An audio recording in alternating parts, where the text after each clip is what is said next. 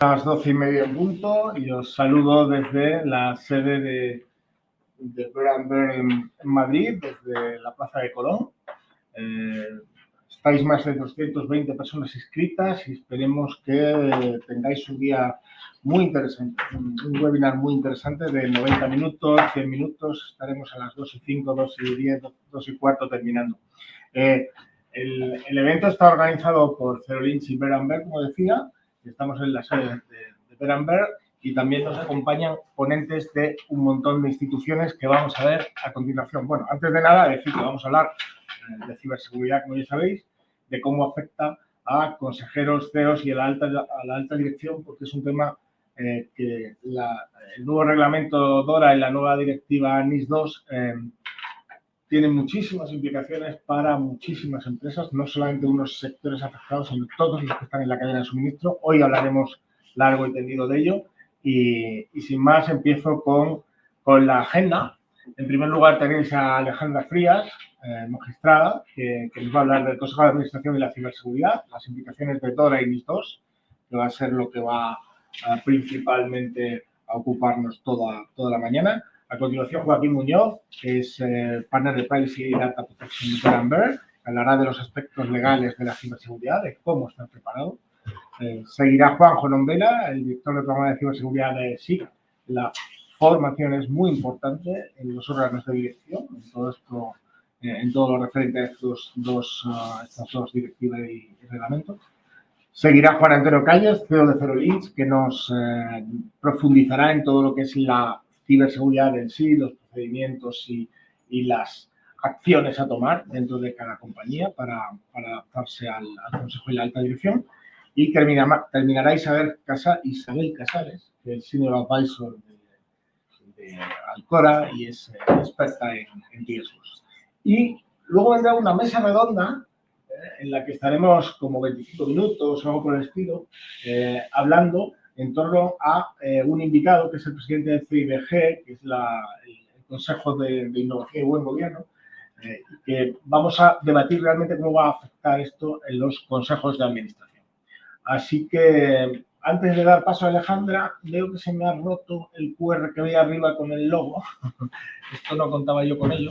Pero ahí tenéis dos QR, uno de NIS2, que es el de arriba, y el de abajo, que es de DORA. Son dos artículos profundos para que los tenéis mientras voy presentando a Alejandra Frías, pero lo podéis buscar en cualquier caso. Mira, ya lo han quitado estupendamente.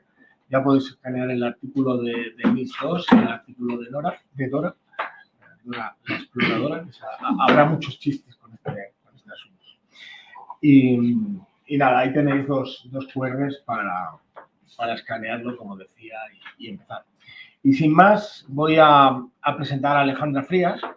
Alejandra es magistrada, una magistrada especial por su implicación en la redacción de numerosas propuestas de reforma legislativa y grupos de trabajo vinculados especialmente a las nuevas tecnologías y la revolución digital. En concreto, ha sido vocal del Consejo Nacional de Ciberseguridad y además, por eso está aquí especialmente, formó parte del grupo de trabajo interministerial en relación a la redacción de la conocida directiva NIS anterior, la que ahora se actualiza, la de 2016. Y nada más, para terminar, decir que actualmente ocupa el puesto de secretaria general del Consejo de Gobierno de la Comunidad de Madrid. Así que, sin más, doy paso a Alejandra y le paso también el pase de transparencia, que es el botón Word. Muchísimas gracias, buenos días. Es un placer para mí estar esta mañana con todos ustedes aquí. Mi tiempo de exposición es breve, así que lo primero que quiero aclarar es que es muy importante, en el título de la ponencia se hacía referencia al Consejo de Administración y a las directivas comunitarias, directivas de la Unión. Sin embargo, el título hay que tener en cuenta que no es exacto, porque aquí vamos a hablar de DORA y vamos a hablar de la directiva NIS2. Eso tiene una implicación muy importante para todas aquellas personas que no se dediquen al mundo del derecho, porque hay una diferencia esencial entre un reglamento, como ocurre con el caso de DORA, que es una norma, un tipo de norma de la Unión que es de aplicación inmediata, directa y obligatorio en todos sus elementos, normalmente desde el momento de su entrada en vigor, pero sin embargo DORA, por la peculiaridad de su contenido, difiere la aplicación de esta norma en los Estados de la Unión hasta el 17 de enero de 2025. Algunos de los aspectos de este reglamento sí que se difieren o se relegan a una especie de regulación posterior por parte de los Estados miembros, pero esto es lo menos o la excepción cuando hablamos de un reglamento. Lo normal es que el reglamento sea obligatorio y vinculante tal cual está redactado y publicado en el Diario Oficial de la Unión Europea. Esto no pasa con la directiva NIS, que como no es un reglamento, sino una directiva, es una norma de la Unión diferente y que requiere una transposición que obliga a los Estados miembros a alcanzar únicamente el objetivo que marca la directiva, pero dando margen o mano ancha a los Estados miembros para determinar cómo quieren establecer su regulación. Hecha esta importante precisión, que como digo es muy relevante cuando estemos hablando bien del reglamento o bien de la directiva, lo primero que quiero destacar es que la directiva NIS, y es por la que voy a empezar porque tiene un contenido mucho más amplio que DORA, que es una norma eminentemente sectorial, quiere garantizar un nivel elevado de responsabilidad en el ámbito fundamental de los órganos de dirección, y no voy a entrar en el cambio de denominación que hace NIS porque entiendo que a eso se dedicará alguno de los ponentes del resto de la mañana, pero tanto de los prestadores de servicios esenciales o de lo que se conoce ahora como proveedores, entidades esenciales y entidades importantes. Atribuye NIS una importante responsabilidad a los órganos de dirección de estas entidades. También lo hace DORA, como posteriormente voy a referirme a ello. Y para mí la clave fundamental es que viene a imponer una notable responsabilidad de los integrantes de los órganos de dirección ante el incumplimiento de estas normas de la Unión. Obliga a los Estados miembros a determinar o regular un modelo de gobernanza en el que se garantice que los miembros de los órganos de dirección de estas entidades esenciales y entidades importantes van a asistir a formación con carácter imperativo. Y ya no con carácter imperativo, sino con carácter potestativo, viene a decir que los Estados miembros deberían alentar a estas entidades para que ofrezcan la formación oportuna a sus empleados con carácter periódico. Todo ello en el ámbito, como decimos, pues, de los riesgos de ciberseguridad.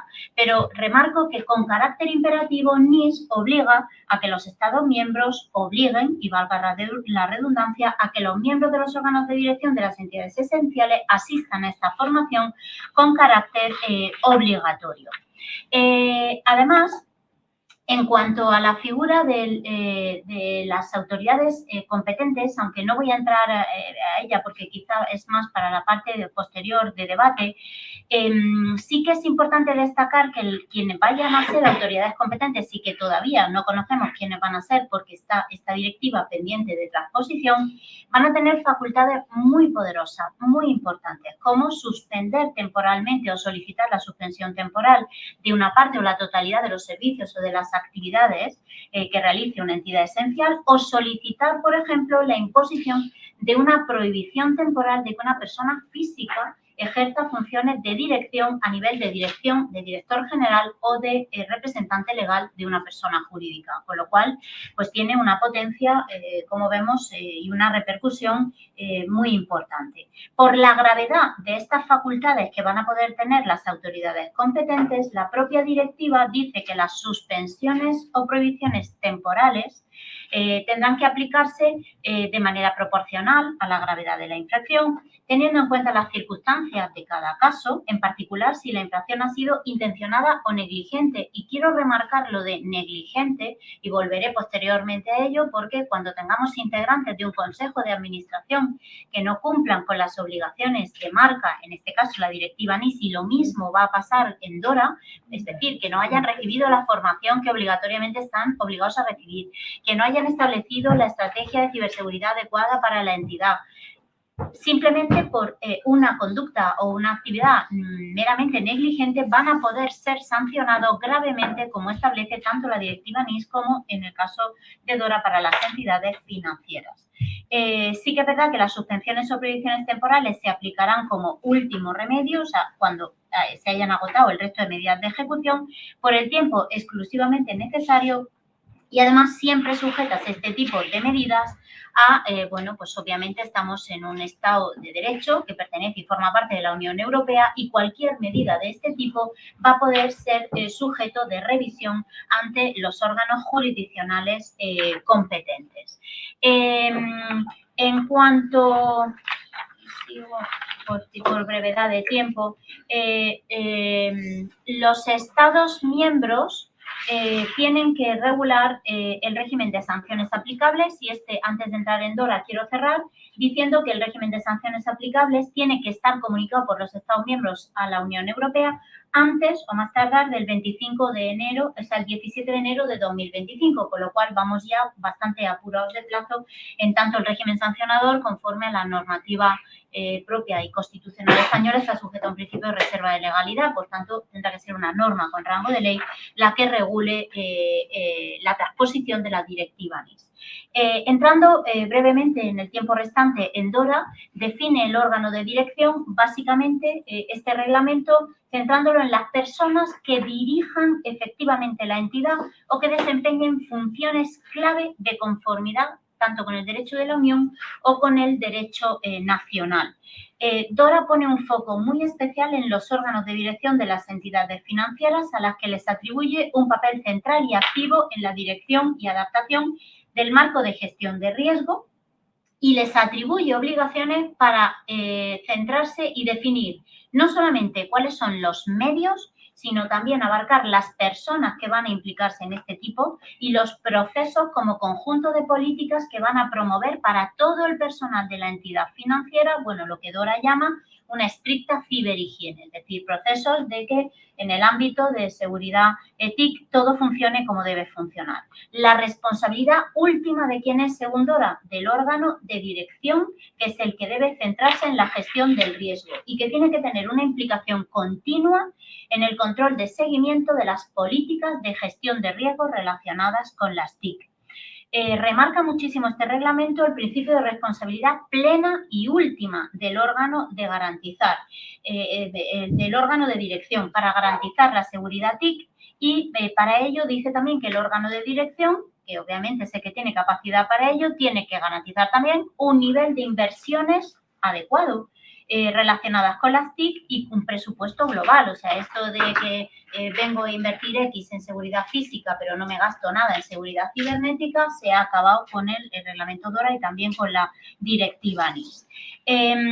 Comentar ya para cerrar todo, en cuanto al modelo de gobernanza, que el órgano de dirección, según DORA, el órgano de dirección de la entidad financiera establece el reglamento 3 fases, porque va a tener que definir, es decir, diseñar con carácter previo, tiene que aprobar y luego tiene que hacer una supervisión, es decir, un seguimiento de todo lo que son las disposiciones y el marco de gestión de riesgo relacionado con las TIC. Y va a ser, además, según el reglamento, responsable de la aplicación directa de todo este diseño.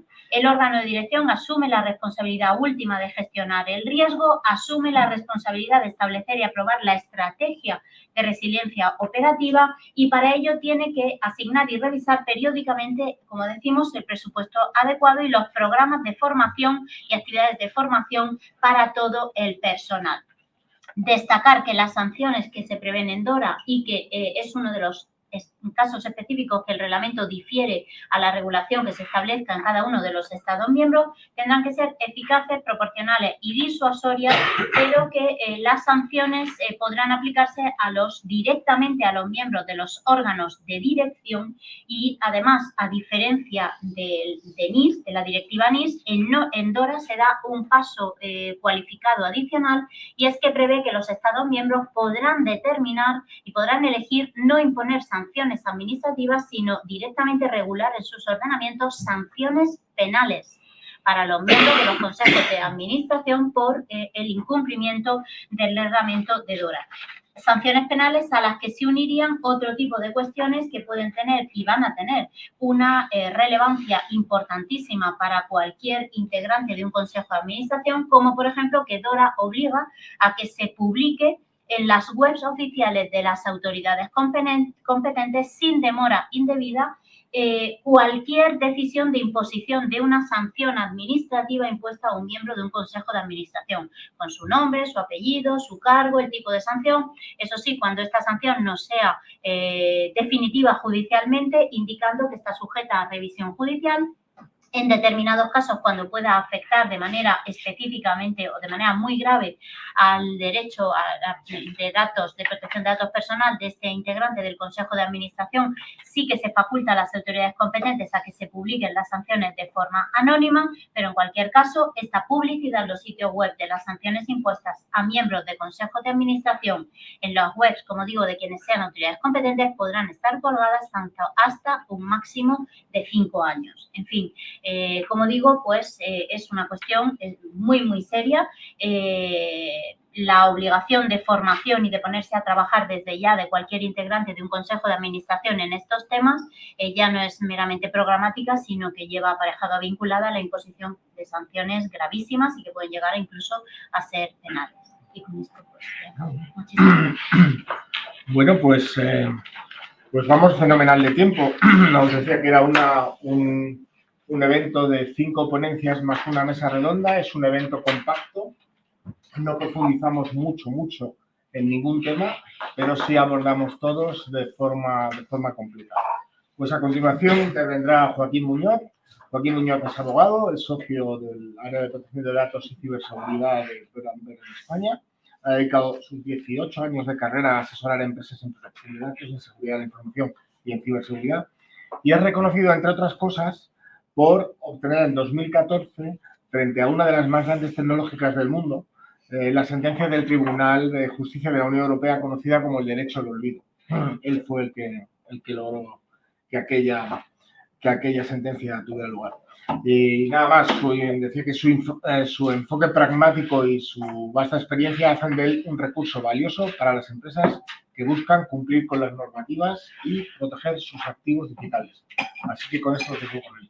Muchas gracias por la generosa presentación. No se nota que somos amigos, yo creo, pero bueno, gracias. La idea es, bueno, primero bienvenidos, gracias por el interés, gracias a los que estáis también conectados, bienvenidos también a los que estáis aquí en la oficina de Bergamber en Madrid. Siguiendo un poco el hilo de lo que ya planteaba Alejandra y siendo consciente también de que tenemos muy poco tiempo y mi intención es contar muchas cosas,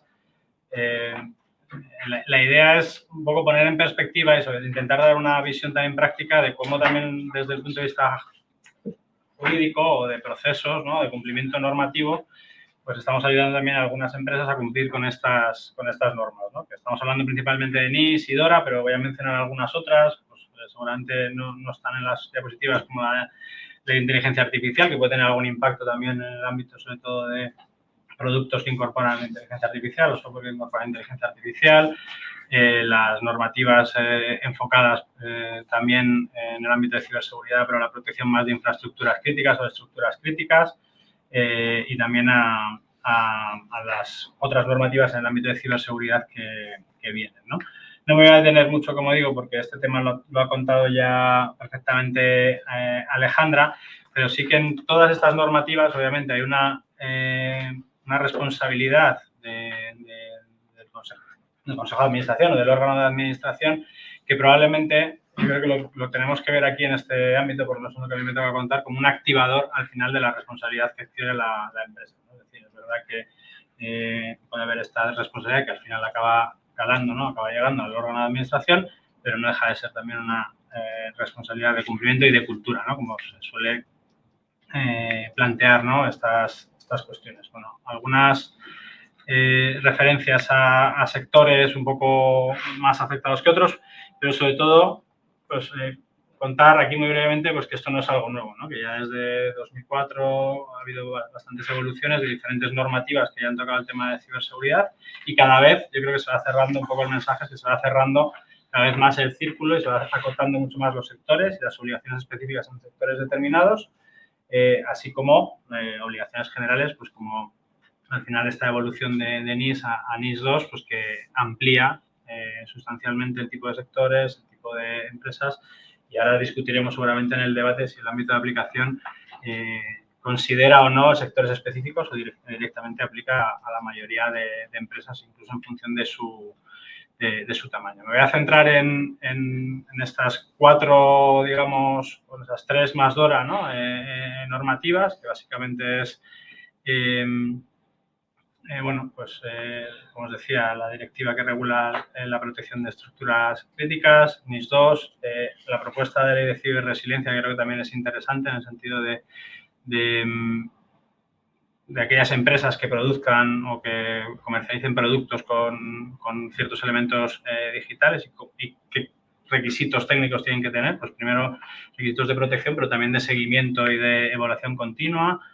Bueno, que ya os adelanto que la presentación tiene un montón de diapositivas solamente con la intención de que cuando la enviemos pues sean útiles para cuando las recibáis, y los que estáis también conectados online pues que la podáis recibir, pero voy a ir muy rápido, ¿no?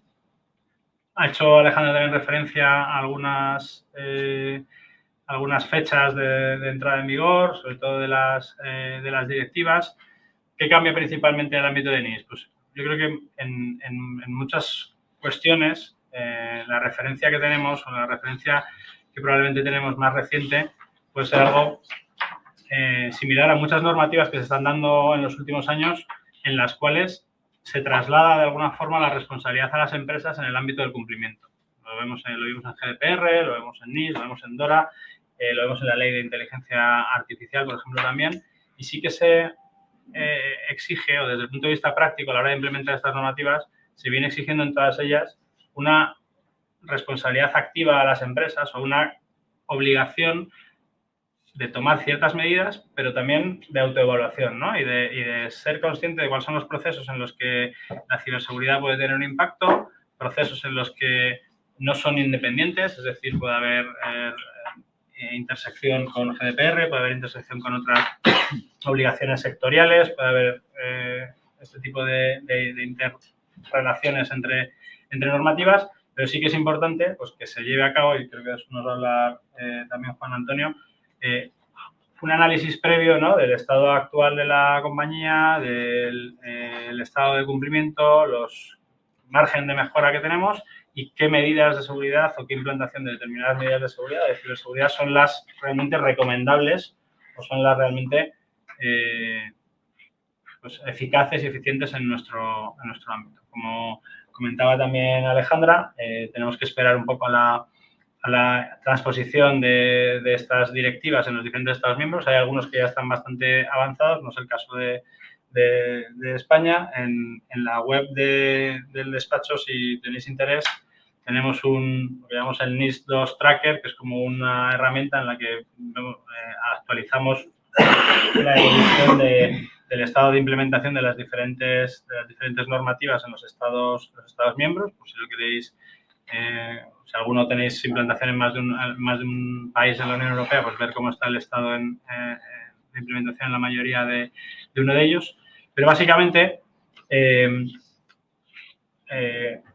sobre todo en cuanto al ámbito de aplicación, y decía antes que es una cuestión que genera debate, de hecho, preparándolo esta sesión, pues tenemos incluso algunas posiciones discordantes, principalmente en el ámbito de aplicación, en lo referido al artículo 2.1 de la directiva, puesto que la redacción, que creo que la incluyo, no se ve muy bien, pero ahí arriba tenéis la redacción literal, ¿no? En pequeñito, del artículo 2, no deja muy claro, o en mi opinión no deja muy claro, si el ámbito de aplicación se refiere a las empresas del tamaño que ahí indica, etcétera, etcétera, pero que además estén definidas en estos sectores de actividad que están definidos en el anexo 1 y 2, que son estas dos tablas que os incluyo aquí, o realmente puede haber una mención al final a cualquier empresa mediana o gran empresa, según las definiciones en la normativa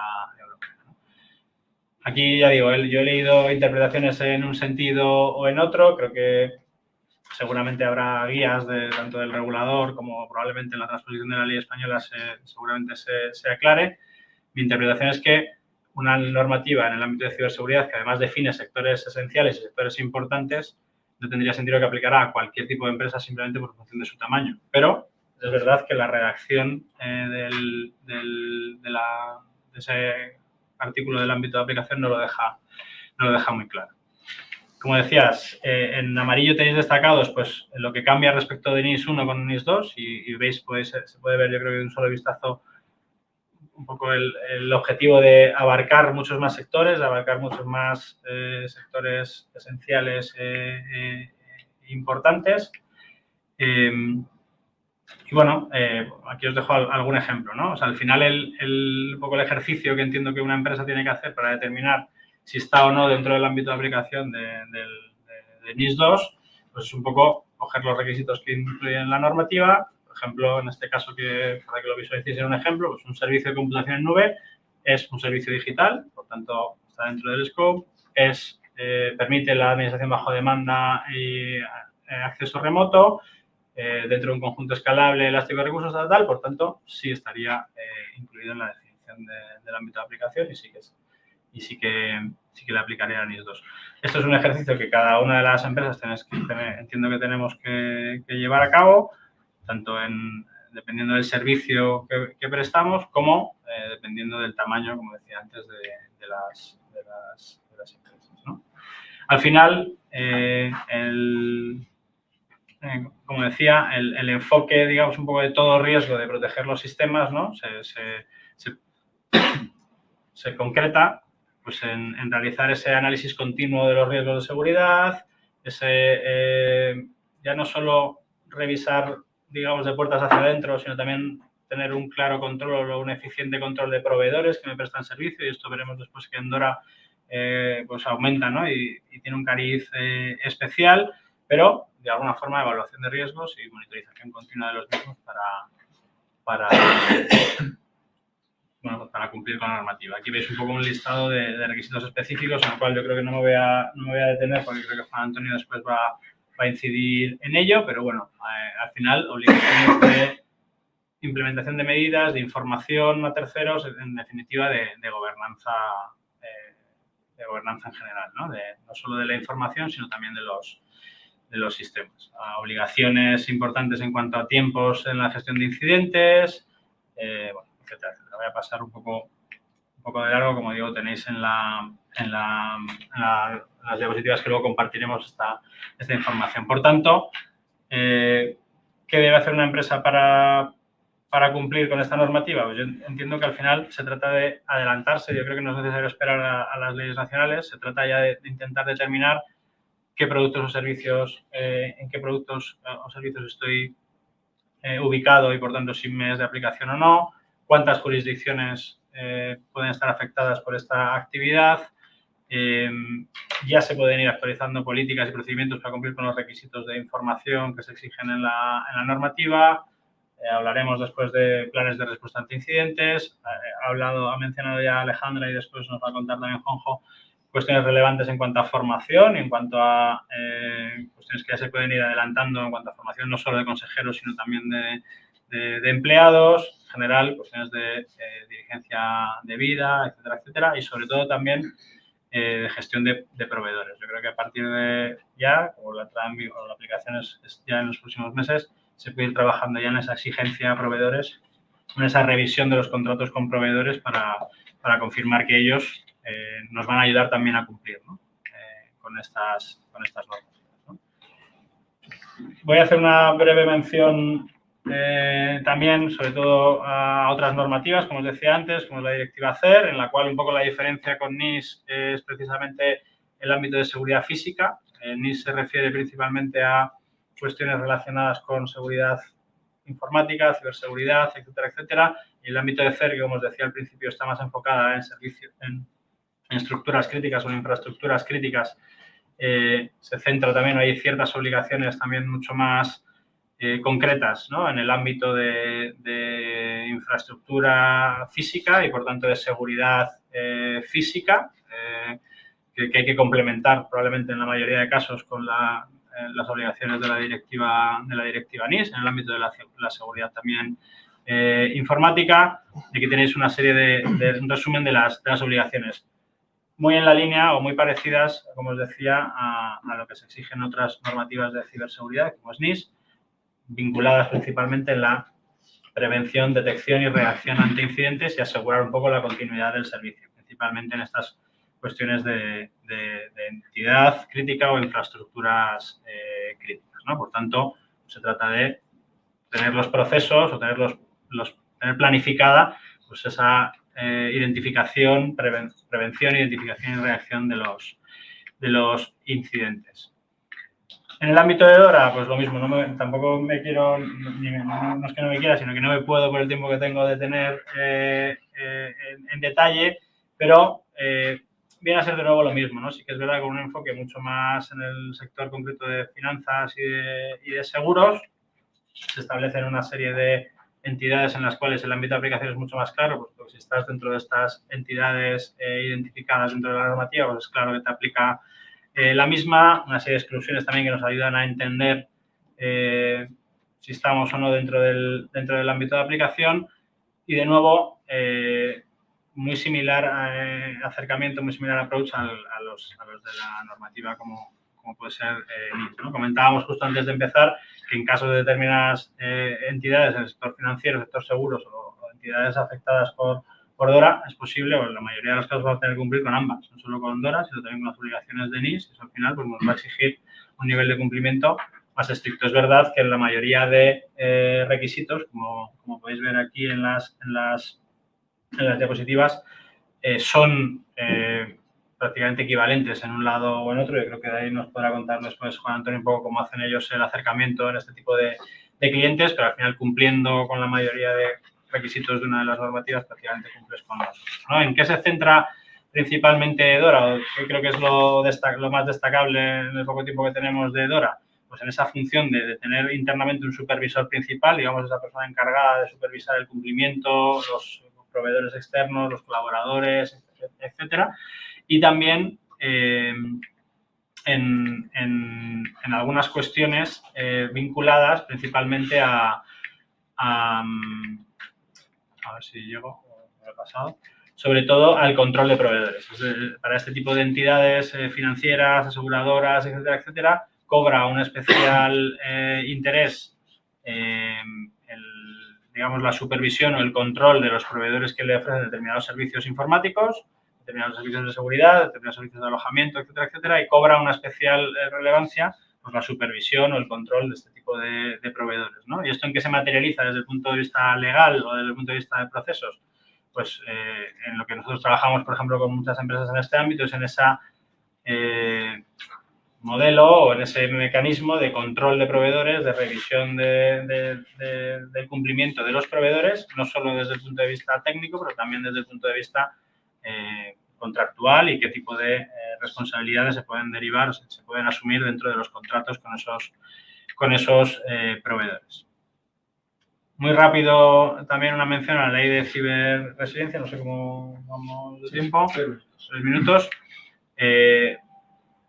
No creo que sea el caso de la mayoría de los que estamos asistiendo al seminario, pero es posible que en alguno de los casos de las personas que estéis conectadas principalmente trabajáis en empresas o en industrias que fabrican o comercializan productos que pueden integrar determinados funcionalidades, ¿no? Que pueden poner en riesgo, pues al final pues la privacidad, la seguridad, determinadas cuestiones de los usuarios.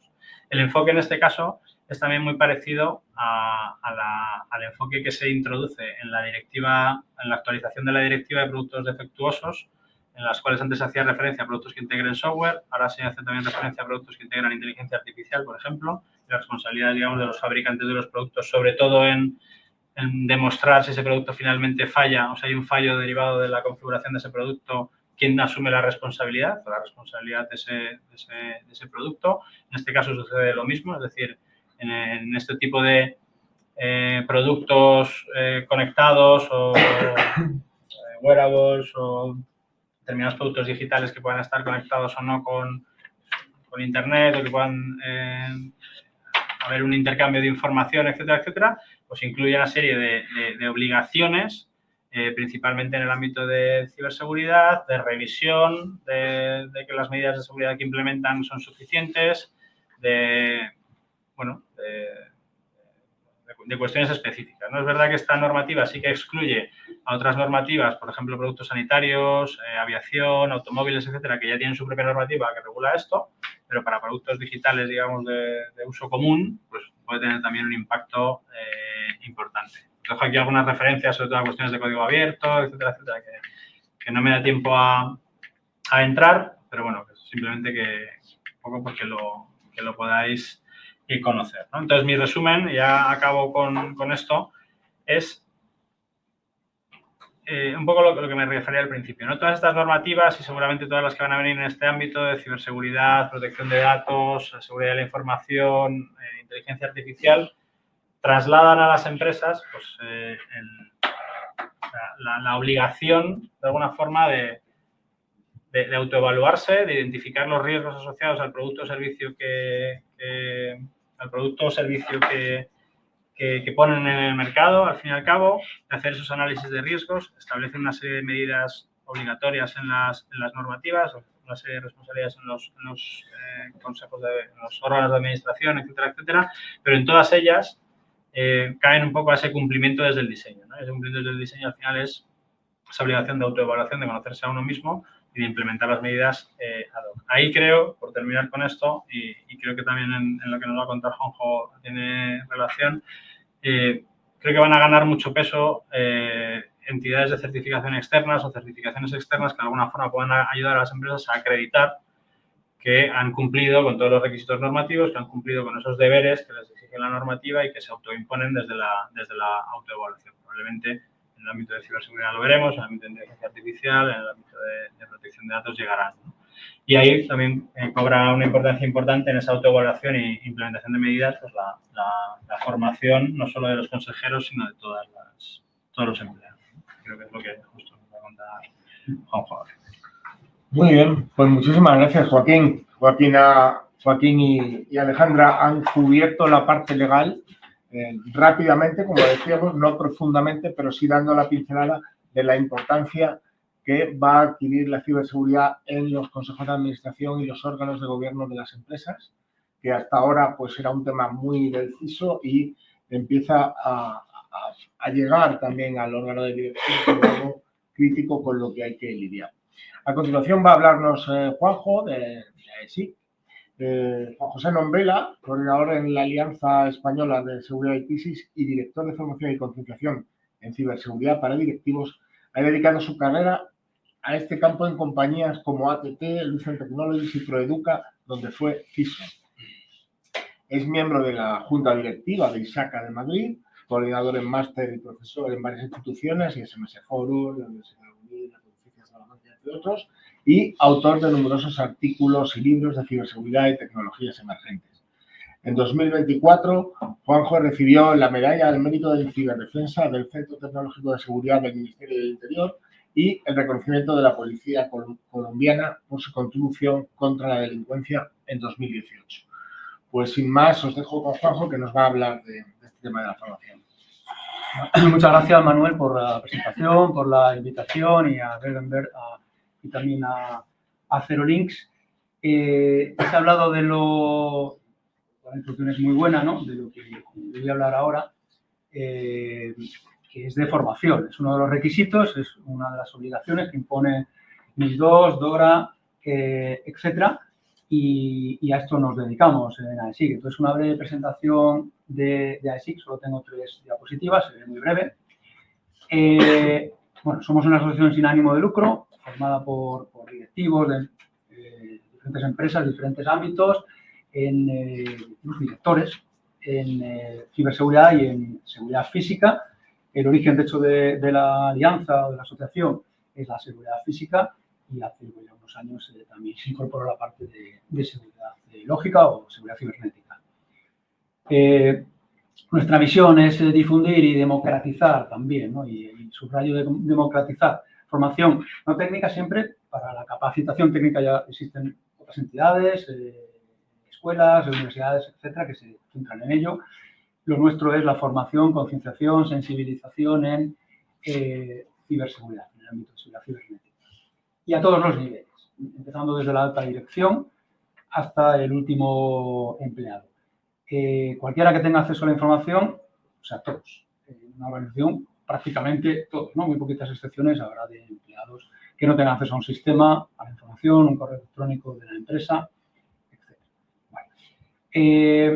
¿Y con quién trabajamos? Pues con directivos, consejeros, C-level, empleados, nuestro último empleado, para reskilling, para upskilling, para aquellos que quieren iniciarse en la formación, quieren iniciarse en la profesión y quieren, necesitan una formación, una mentorización, emprendedores, startups, pymes, bueno, en fin, como es un abanico bastante amplio de destinatarios de pues, las formaciones y planes que ponemos en marcha.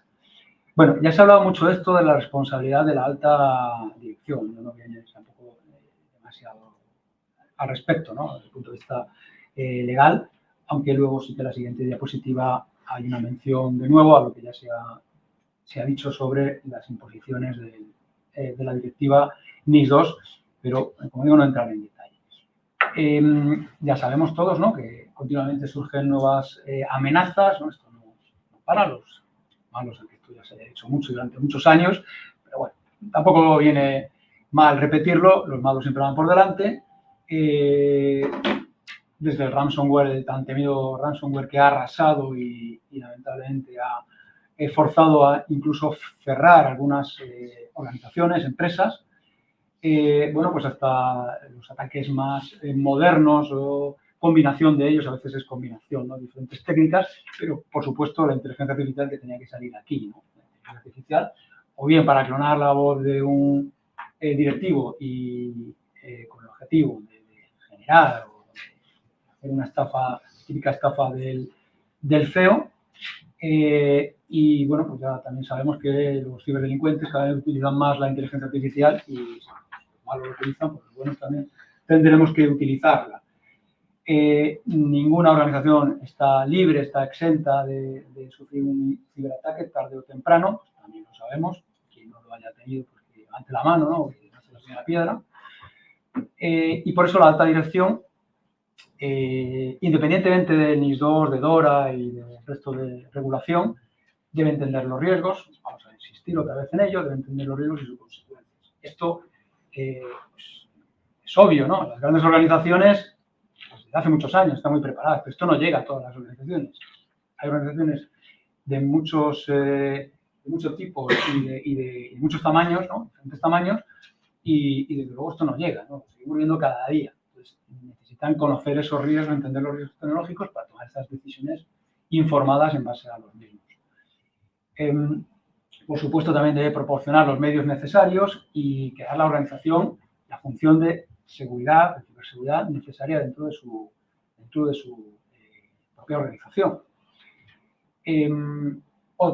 Importantísimo, otorgar el poder y la independencia necesaria a su responsable de seguridad, al CISO, al CIO, que a veces ejerce de CISO, aunque no es lo ideal, bueno, a quien esté asumiendo esa función dentro de la organización. Y debe reportar siempre, en cualquier caso, esté donde esté, a la dirección, al comité de dirección, ¿vale? Sin pasos intermedios, esto tiene que ser directo. Por el interés de todos, empezando por la dirección, ¿no? Porque aquí se ha hablado, Alejandro ha hablado de estas responsabilidades, luego lo comentamos también, responsabilidades penales, ¿verdad? En el caso de incumplimientos, si se demuestra que ha habido una negligencia por parte de la dirección, si las cosas por parte de, por ejemplo, los responsables de seguridad se han hecho razonablemente bien y el fallo ha estado en otro lado, ¿no? Bueno, liderar la estrategia en ciberseguridad, por supuesto, junto con la función de seguridad, es otra de las obligaciones que deberían tener para orquestar todas estas medidas que deben implantarse en base a los riesgos identificados y, en definitiva, asumir la responsabilidad. Esto también se ha comentado, lo ha comentado Alejandro y Joaquín, porque tienen que decidir la estrategia, tienen que decidir las inversiones, decidir el apetito de riesgo, cuándo quieren comerse, ¿no?, o reducir o mitigar ese riesgo intrínseco. Y, bueno, es una responsabilidad, eso sí, compartida con los responsables o el responsable de seguridad de la información o ciberseguridad, pero la última responsabilidad, desde luego, es de el órgano de dirección, de la alta dirección. Y esto es verdad que lo tienen que tener claro todos. Esto también se ha comentado, el artículo 22 de la directiva NIS 2, gobernanza, ¿no? Ahí lo dice claramente, los órganos de dirección deben asistir a formaciones y asegurar que sus empleados también reciben estas formaciones periódicamente. Deben aprender a detectar riesgos y deben no solo conocer ellos, sino que todos los empleados y la cadena de suministro también conozcan la repercusión que pueden tener en los servicios que prestan a sus clientes, etc. Deben conocerlo y deben conocer las consecuencias de no conocerlos, por decirlo así, ¿no? A esto se dedica a ESI, a esto nos dedicamos en ESI, que conozcan cuáles son los riesgos, que los entiendan, que entiendan también cómo deben participar en una crisis, en un incidente, en caso de que se produzca. Y bueno, todo esto, desde luego, esta regulación que llega, que tampoco está nueva, porque el 2016, como se ha comentado, pero sí que hay un cambio importante. Joaquín nos ha mostrado todas las diferencias entre NIS y NIS 2, sobre todo a qué entidades se aplica y cómo aplica. Aquí lo primero es que os miréis si os aplica o no. En algunos casos no hay duda alguna, en otros casos pues aquí se ha generado debate y hay dudas, ¿no? De si me aplica o no me aplica esto, me aplique o no. Bueno, todo lo que he dicho es aplicable. Quiero decir que además, si las demás, ¿no? Porque les aplica, se van a reforzar su protección, se van a poner las pilas, en definitiva, y nosotros no, en vuestras organizaciones no lo hacéis porque no se aplica esa regulación, pues obviamente vais a ser el blanco, el objetivo fácil de los ciberdelincuentes, víctimas fáciles, ¿no? Y esto es importante. Hay que hacerlo sí o sí. Luego, pues, el nivel, la profundidad, pues dependerá de los riesgos a los que estemos sometidos de nuestro negocio, etc. Bueno, entonces, esto viene y en octubre de NIS 2, en enero de 2025 DORA, y hay que hacerlo por imperativo regulatorio, ¿vale? En donde aplica, que ya digo que habrá que ver si me aplica o no me aplica. Bueno, y ya se ha dicho, incumplirlo, y claro, siempre que haya unas consecuencias, ¿no? Graves, ¿no? Para un cliente, para algún ciudadano, pues puede acarrear hasta consecuencias penales, ¿no? No ya sanciones, que esto pues preocupa, pero menos, ¿verdad? Pero cuando hablamos de sanciones penales, pues ya todo el mundo, especialmente los directivos, preguntan, ¿no? Si no lo saben, cómo les puede afectar. O sea, bueno, yo esto lo he vivido también, esto me ha pasado. Esto que ha salido, esta noticia, ¿me afecta o no me afecta a mí? Pues a lo mejor no te afecta, pero no obstante hay que hacerlo igualmente. Bueno, y los que no estén afectados, pues vuelvo a insistir, que lo tendrán que hacer por su propio bien, ¿no? Sin esperar a que nos lo exijan. Probablemente en algún momento llegue el NIS 3 y ya ahí abarcará todas las organizaciones y nadie se librará de ello. Así que cuanto antes, pues nada, pues muchas gracias y doy paso ya. Fenomenal, pues muchísimas gracias, Juanjo. Efectivamente, esto de la formación es algo que ya viene ocurriendo, la gente se está formando, pero ahora va a ser obligatorio.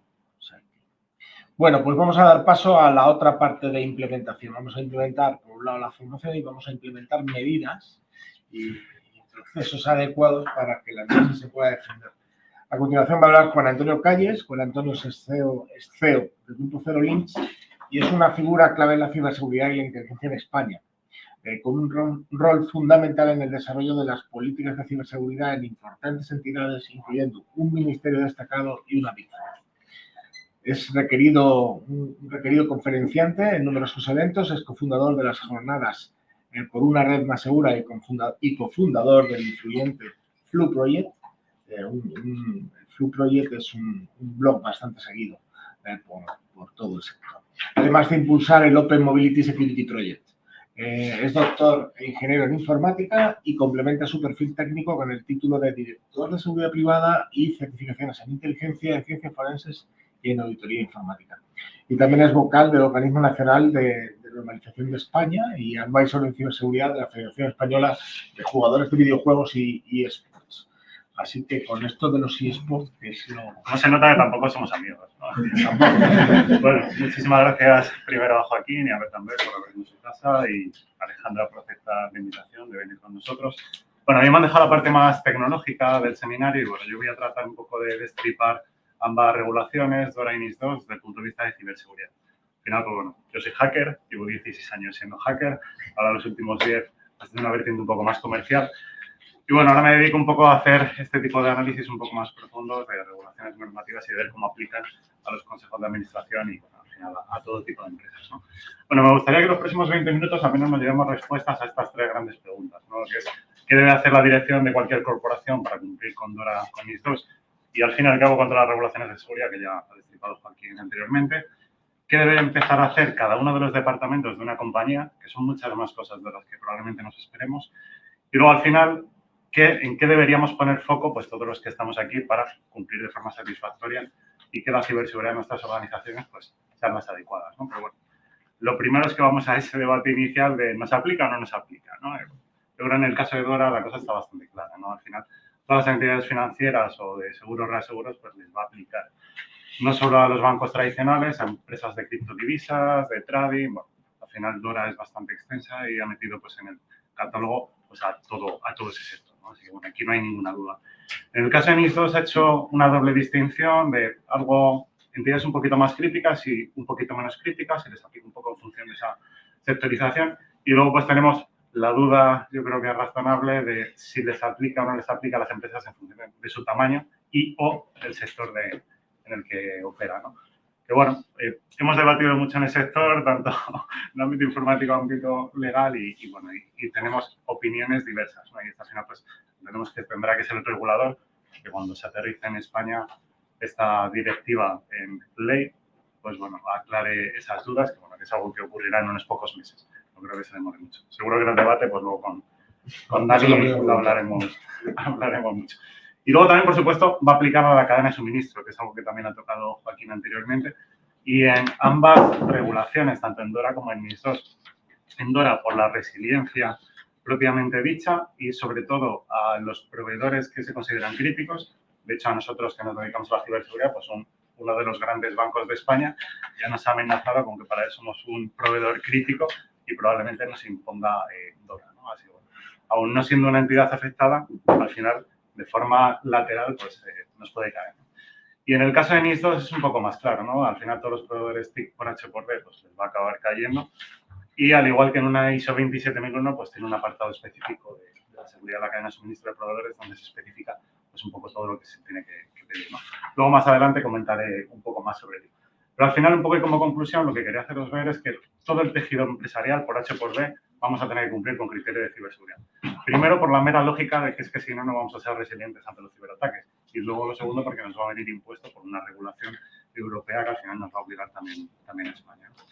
Bueno, he querido destripar ambas regulaciones, tanto NIS2 y DORA, desde el punto de vista tecnológico y os he hecho una selección de cuáles son los puntos principales que deberían cumplir nuestras organizaciones para cumplir de una forma un poco conjunta con ambas regulaciones. Luego no os preocupéis porque os estoy viendo hacer fotos, os vamos a pasar a la presentación, así que lo vais a tener sin ningún problema. Lo primero es la política de seguridad. Las políticas de seguridad que venimos haciendo tradicionalmente todas las organizaciones, generalmente apoyados pues, en una norma ISO, tipo una 27001, una 23301, o por la mera obligación de una ley orgánica de protección de datos o un esquema nacional de seguridad. Al final, las políticas son las que nos dicen cómo debemos aplicar la seguridad en nuestro día a día, ¿no? Así que, bueno, eso es algo que lo impone NIS2 y que tiene toda la lógica, porque es al final dar continuidad a algo que ya las organizaciones estamos haciendo, ¿no? Luego habla de la gestión de incidentes y de la continuidad de la actividad. Básicamente, estos son los típicos planes de respuesta ante incidentes y los típicos planes de continuidad de negocio.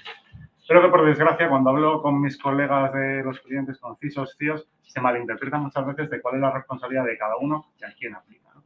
Me gustaría diferenciarlos en que el plan de respuesta ante incidentes es el plan que responde ante un incidente, entendiendo por incidente una inundación, un corte de luz, un ataque hacktivista, una intrusión, un malware.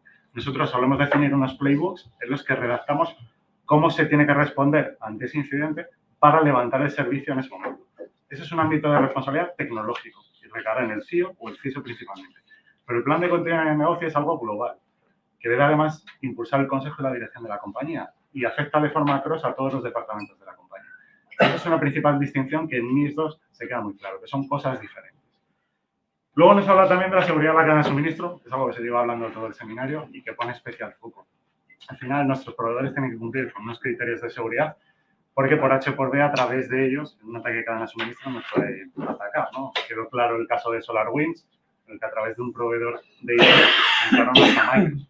Bueno, por más que tengamos todo el dinero del mundo, vamos a ser susceptibles a recibir ataques si nuestros proveedores se conectan a nuestros sistemas y ellos son los inseguros.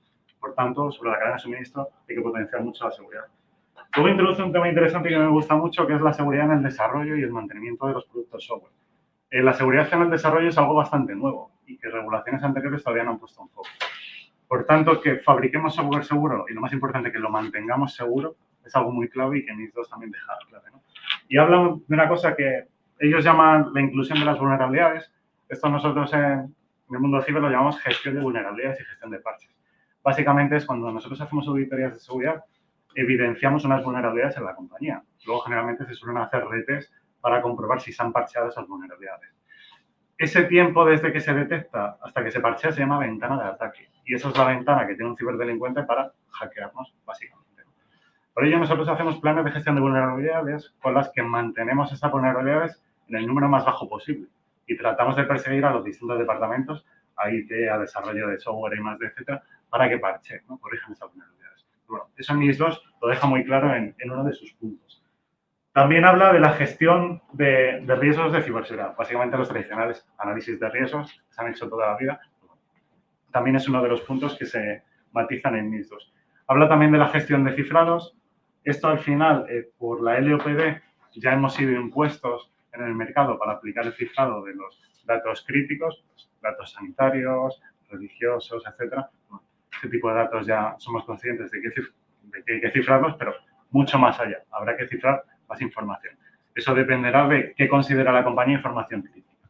Para ello tiene que haber una clasificación previa que se tendrán que sentar con el negocio para elaborar. Luego nos habla de la formación en ciberseguridad, que ya habló Juanjo, no me voy a extender a ello, y de los temas de seguridad en recursos humanos y la gestión de activos. Se pone un peso muy importante en recursos humanos. Por ejemplo, en una ISO 27001 hay una parte específica de seguridad de los recursos humanos, que se van a elaborar procedimientos. Aquí pasa lo mismo, y le pone un peso a nivel formativo. Hay que formar a los empleados. Y ya no va a valer con la formación típica de cumplimiento, de cumplimiento. Poníamos un curso de formación en la intranet de la empresa, se veía en el vídeo, marcamos el check cuando se lo habían leído. No, hay que dar formación efectiva y que sea útil. Y para ello además se va a dar formación al consejo, que es al final el primero y el que tiene que impulsar y traccionar hacia la junta escala, ¿no? Y luego al final, pues bueno, habla del uso de autenticaciones multifactorial, bueno, el típico doble factor que ya empezamos a utilizar todas las compañías y bueno, de hecho en muchos servicios de internet ya no se pueden consumir sin un 2FA, ¿no? Simplemente lo matizo. En el caso de DORA, pues es que aunque parezcan dos regulaciones muy diferentes, son muy similares si las empezamos a destripar, al menos tecnológicamente hablando, ya sea jurídicamente, pues son cosas diferentes, pero tecnológicamente, cumpliendo básicamente con una, hay un cumplimiento muy alto de DORA. Nosotros en Cerolinks tenemos la ISO 27001, ahora estamos en la migración a la 2022, que la vamos a auditar el mes que viene, y nos hemos hecho una SOA, una declaración de aplicabilidad, en la que hemos mapeado todas las regulaciones y normas, y tenemos mapeado el Esquema Nacional de Seguridad a nivel alto, con DORA y con NIS 2. Y es sorprendente que DORA tiene un 27% de cumplimiento, es decir, nuestros controles son comunes ya en casi un 30%, uno de cada 3. Es un porcentaje bastante alto para algo que parece en un principio totalmente diferente, ¿no? Así igual. Si hacemos los deberes y tenemos una SOA bien hecha, probablemente cumplamos con muchísimas regulaciones con un poco esfuerzo y con un coste pues, relativamente bajo, ¿no? Hay que ser inteligentes a la hora de abordar la estrategia de seguridad al respecto. Bueno, DORA empieza hablando de que necesitamos un responsable, un CISO, un CSO, un CRO, bueno, en función de la organización y la estrategia que siga. Nombrará un responsable que incluso podrá ser externo a la compañía, ¿no? Luego nos habla de lo mismo, de la evaluación y gestión de riesgos, que ya hemos hablado. Y sí que introduce una cosa interesante que son las pruebas de resiliencia operativa. No me voy a extender ahora porque luego tengo una slide precisamente para hablar sobre ello, pero básicamente viene a decir que tenemos que retarnos, que tenemos que poner a prueba si nuestro Blue Team, nuestra tecnología, nuestro procedimiento funciona. Son capaces de responder ante un posible ataque o ante un incidente de cualquier tipo. Luego nos habla también de supervisar los servicios críticos. Bueno, más o menos casi todas las empresas tienen o tenemos un SOC o algún servicio de supervisión. Básicamente lo viene a dejar por escrito. Nos habla de que tenemos que notificar incidentes. Ya Joaquín nos ha hablado de los periodos para notificar incidentes. Hay una correspondencia clara también con NIS 2 que nos habla de que tenemos que notificar hasta en 24 horas, al menos el incidente, luego en una semana dar cierta información y en un mes presentar un informe. Pues en el caso de Dora pasa lo mismo. También nos habla de los acuerdos con los proveedores, la cadena de suministro, de los planes de continuidad de negocio que ya hemos comentado y de un poco de resiliencia y del intercambio seguro de información. Bueno, al final es el mismo perro con diferente collar, no hay muchas cosas nuevas, ¿no? En esencia, y un poco lo que os resumí aquí, que la gente que nos dedicamos a la ciberseguridad ya venimos hablando de esto desde los últimos 15 años y no deja de ser lo mismo que una ISO 27001, que una 22301, con la Esquema Nacional de Seguridad, con una LOPD, con ciertas matizaciones, sobre todo en la vertiente más jurídica, pero tecnológicamente, si estamos haciendo bien los deberes, los vamos a hacer también aquí. Simplemente es adaptar 4 cosas para adoptar el lenguaje y cumplir, ¿no? La novedad de todo esto, y es por lo que hemos montado este seminario, es por el Consejo de Administración. Hasta ahora el Consejo no estaba tan claramente vinculado a estas regulaciones. Y ahora no hay duda. El Consejo la aplica, sí o sí. Y el Consejo tiene que estar formado y el Consejo va a ser el responsable, incluso penalmente, y por ahí un poco pues, las anteriores ponencias, de que o se cumple, ya no hay alternativa, ¿no? Al final, pues hay que nombrar un responsable de seguridad, ¿no? Y el tema está en quién vamos a nombrar como responsable de seguridad en nuestras organizaciones. Nosotros solemos recomendar la estrategia de las 3 líneas de defensa y creemos que se adapta perfectamente al cumplimiento de DORA y de NIS 2. Esto es, el primer responsable de la ciberseguridad, aunque parezca mentira, no es el área de ciberseguridad, tiene que ser IT. ¿Por qué? Porque es el que diseña, implanta, mantiene y opera los sistemas de información. Esto es, los sistemas, las redes y las aplicaciones principalmente. Por tanto, como son los primeros que se enfrentan al día a día, pues son los primeros que tienen que responder a nivel de ciberseguridad. Luego tiene que haber una segunda línea de defensa que sea ciberseguridad. Ellos son los que diseñan y supervisan, pero no tienen que ser los que implanten y operen. Eso debe recaer siempre en la primera línea de defensa. Y tiene que haber cierta independencia, porque si el que implanta es el que supervisa, pues me diréis que va a servir bien de poco, ¿no? Y luego me gusta a mí abordar mucho la estrategia de la tercera línea de defensa que suele recomendar el área de auditoría interna. Al final, la auditoría interna es un área cross a toda la compañía que supervisa que todos los departamentos hagan bien su trabajo. Y está muy bien que auditoría interna sea la tercera línea de defensa y supervise que las 2 primeras pues, hagan bien su trabajo, ¿no? Y bueno, podemos decir que hay que nombrar un responsable de seguridad y bajo nuestro punto de vista, tendría que estar en la segunda línea de defensa. Y lo más importante, para cumplir con todo lo que dicen estas regulaciones, debería depender del consejo y de dirección, es decir, de un CEO, de un director general o de un cargo similar. Y nunca depender de un CIO. El 50% de nuestros clientes tienen al CISO por debajo del CIO. Por tanto, no hay independencia. Es decir, ¿cómo un CISO le va a decir a su jefe que está haciendo mal temas de ciberseguridad? No lo va a hacer, porque va a priorizar primero su cabeza y su trabajo a tener un enfrentamiento y un problema en la compañía. Por tanto, tenemos que separar las funciones y el CISO no puede depender del CIO. Y ambos deberían responder ante el mismo cargo ejecutivo de ciberseguridad. Sí o sí. Porque si una parte que no vamos a cumplir, yo os digo, a nivel de ciberseguridad lo van a hacer mal. Y estoy harto de ir a comités de clientes de los que me dicen, vente, échanos un cable, tranquiliza a mi responsable, etc. Y de tener que discutir con 2 departamentos enfrentados y que al final la seguridad está por encima. Bueno, vamos a ser estrategas, vamos a pensar con cabeza y vamos a abordar una estrategia lo más correcta posible. Al final, CEO y dirección son los que tienen que traccionar e impulsar la ciberseguridad de la compañía. Estas normas lo dejan claras. Recursos humanos va a tener un importante papel en todo lo que es formación, que ya lo ha comentado Juanjo. Operaciones, negocio, marketing, no tienen una implicación directa a nivel de seguridad, pero sí que tienen una implicación directa en el negocio. Por tanto, tenemos que supervisar que sigan todos los procedimientos y la política de ciberseguridad de la forma más adecuada posible. Tecnología y CIO, obviamente, como primera línea de defensa, va a afectar sí o sí, y son los primeros que están en el barro. CISO es quien decide y supervisa. Y luego, finalmente, pues, finanzas, auditoría interna y legal, pues, obviamente, por la regulación le toca jurídico, por la parte de auditoría interna, por evaluar que las segundas y primera línea de defensa cumplan bien su trabajo, y financiero, porque dote de presupuesto para que el CISO pues, pueda hacer las cosas, ¿no?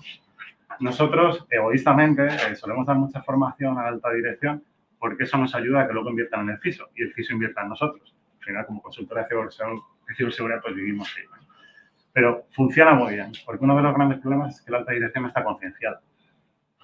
Al final, pues oye las noticias a la prensa amarillista, hablar de que han hackeado a no sé quién, a no sé cuánto. Parece que cuando hay un ataque a una entidad de oil and gas, pues ese mes nos llaman muchas más empresas de ese sector pidiendo cosas, pero es por ello, porque le ven el miedo cuando lo ven en la prensa. Pero al final, pues bueno, ahora hay una regulación que no solo les va a mover por el miedo, sino también les va a mover por el bolsillo. Van a tener una implicación directa sin cumplir, ¿no? Bueno, algo que no se mete en estas regulaciones es si el responsable de seguridad tiene que ser externo o interno. Al final solo dicen que tiene que haber un responsable de seguridad. Al final, un poco que sepa la alta dirección que hay empresas que estamos allí y podemos darle soporte y que ofrecemos ese cargo como servicio. Este servicio se llama CISO as a Service y nosotros podemos poner a unos de nuestros gerentes en su comité, en su consejo de usos, así lo considera, y dirigirle la estrategia de seguridad de la compañía. Y además, lo bueno es que como somos una entidad externa, no vamos a sufrir por nuestro cargo. Es decir, que nos corten la cabeza no es un problema para nosotros.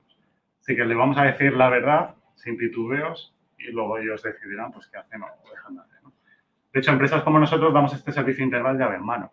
Es decir, podemos desde solo tomar decisiones o definir la estrategia hasta llevar a la oficina integral de seguridad a la compañía. ¿Vale? Esto dependerá un poco de la estrategia de cada uno, ¿no?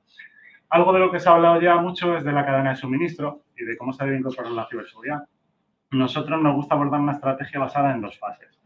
La primera fase, generalmente, y que ya todas las empresas grandes suelen hacer, y medianas también, es requerir a los proveedores el cumplimiento en base a ciertos esquemas de controles que suelen ser NIST o ISO 27001, ¿no? Pero es un mero cumplimiento, insisto en el cumplimiento, para ellos estar protegidos cuando venga el auditor a certificar, ¿no? Y básicamente se le piden pues, una selección de controles, muchas veces aleatorios, y a veces la declaración de aplicabilidad. Y oye, pásame la política de recursos humanos, pásame también tu política de cifrado y pásame tu último análisis de riesgos y las últimas contramedidas que hayas aplicado y cuál es tu riesgo residual, ¿no? Al final, pues se requiere cierta información y simplemente pues, el que está al otro lado del teléfono pues chequea que ha recibido esa información y ni aplica, ¿no? Para nosotros esto es papel mojado y no vale de nada desde el punto de vista de ciberseguridad. Jurídicamente estamos protegidos, pero tecnológicamente hablando, pues no vale de nada, ¿no? Nosotros creemos más en los sistemas de scoring. Hay muchas herramientas en el mercado tipo Security Scorecard, Fitsite, hay muchísimas, incluso las hay gratuitas, que básicamente nos cogen a los proveedores, nos miden a nivel de seguridad y nos sitúan en un mapa de calor, en un scoring, y nos dan una letra A, B, C, D, en función de nuestra eficiencia o deficiencia a nivel de ciberseguridad. Eso al final es una manera de hacer un scoring masivo a todos nuestros proveedores y al menos ponerles un índice mínimo para poder empezar a trabajar con ellos. Por ejemplo, en Security Scorecard yo recomiendo mínimo una B. Por ejemplo, Zero Links tiene una nota de 95 puntos sobre 100. La media del sector está en 87. Es decir, tenemos una media muy alta, pero porque nosotros nos dedicamos a esto. Pero si nos vamos a empresas tecnológicas, pues puedo asegurar que la media está más en la C que en la B. Y probablemente con el 80% de ellas no deberíamos trabajar, porque pueden generar brechas en nuestra empresa, ¿no? Así, bueno, esos sistemas de scoring masivos son muy útiles, al menos para protegernos en una primera fase. Y luego ya llegamos a la segunda fase, que es la parte de seguridad técnica. Aquí muchas veces los clientes nos dicen, oye, quiero que me audites y me hagas un hacking ético a estos 8 proveedores. Muchas veces yo les hago la pregunta, ¿por qué esos 8? Y dicen, bueno, aleatoriamente han tocado o llevamos 3 años en revisarles. Pues no, eso es una mala estrategia. Lo que tenemos que tener es una selección de proveedores críticos. Y a esos proveedores críticos sí que hacerles esas auditorías. Y además es que nos vamos a gastar menos dinero. Pero si nos vamos a un gran banco que tiene 500 proveedores críticos realmente va a tener 15, 20. Y para una empresa de ese calibre, auditar solo a 15, 20 empresas es poco dinero. No va a ser un problema. Por tanto, vamos a ser inteligentes, vamos a gastar el dinero donde no haya que gastarlo, vamos a hacer un scoring masivo a otros proveedores y solo a los verdaderamente críticos vamos a hacerles auditorías. Y bueno, y un poco por concluir y matizar ya en DORA. DORA impone una cosa que lo llaman los ejercicios de resiliencia operativa y se apoya o deja ver que hay que apoyarse en una cosa que creó hace unos años el Banco Central Europeo, que es CyberEU. CyberEU es un framework, un marco de evaluación en el que básicamente nos sugiere a las empresas del sector que realicemos los ejercicios de red teaming en base a unos criterios estipulados. Son ejercicios que tienen que durar 2 meses, hay que evaluar el comportamiento de los adversarios, tiene que haber una fase previa de ciberinteligencia, lo que ellos llaman inteligencia de amenazas, y luego tiene que haber un ejercicio de red teaming. Y básicamente lo que nos viene a decir es que así se debe evaluar la resiliencia de las entidades financieras en España. Nosotros tenemos mano bastante directa con el Banco de España, ya hemos hablado con ellos, les hemos lanzado varias cuestiones y nos han dicho que estamos haciendo bien los simulacros de red-teaming siguiendo Tiber para el cumplimiento de DORA y nos han sugerido que les recomendemos a nuestros clientes que se apunten ya a la lista de evaluaciones de DORA siguiendo Tiber, porque solo hay una entidad financiera en España que ya está acreditada, 2 que están en proceso y ahora tienen disponibilidad. Pero cuando se vaya acercando la fecha de obligatorio cumplimiento, que será cuando todos los bancos y aseguradoras entren en la lista, probablemente no les puedan atender. ¿Por qué? Porque solo hay una persona supervisando en el Banco de España y otra que a lo mejor dota. Tengamos en cuenta que es administración pública, tiene los recursos que tiene y no. Seamos pícaros y si no queremos incumplir, pues vamos a ir añadiéndonos en esa lista para que el supervisor, en este caso, que es el Banco de España, pues nos asigne al supervisor y pueda acreditar estos ejercicios. Nosotros, pues por ejemplo, ahora lo estamos haciendo este mes en 2 bancos, pero estamos haciendo una cosa que se llaman simulacros.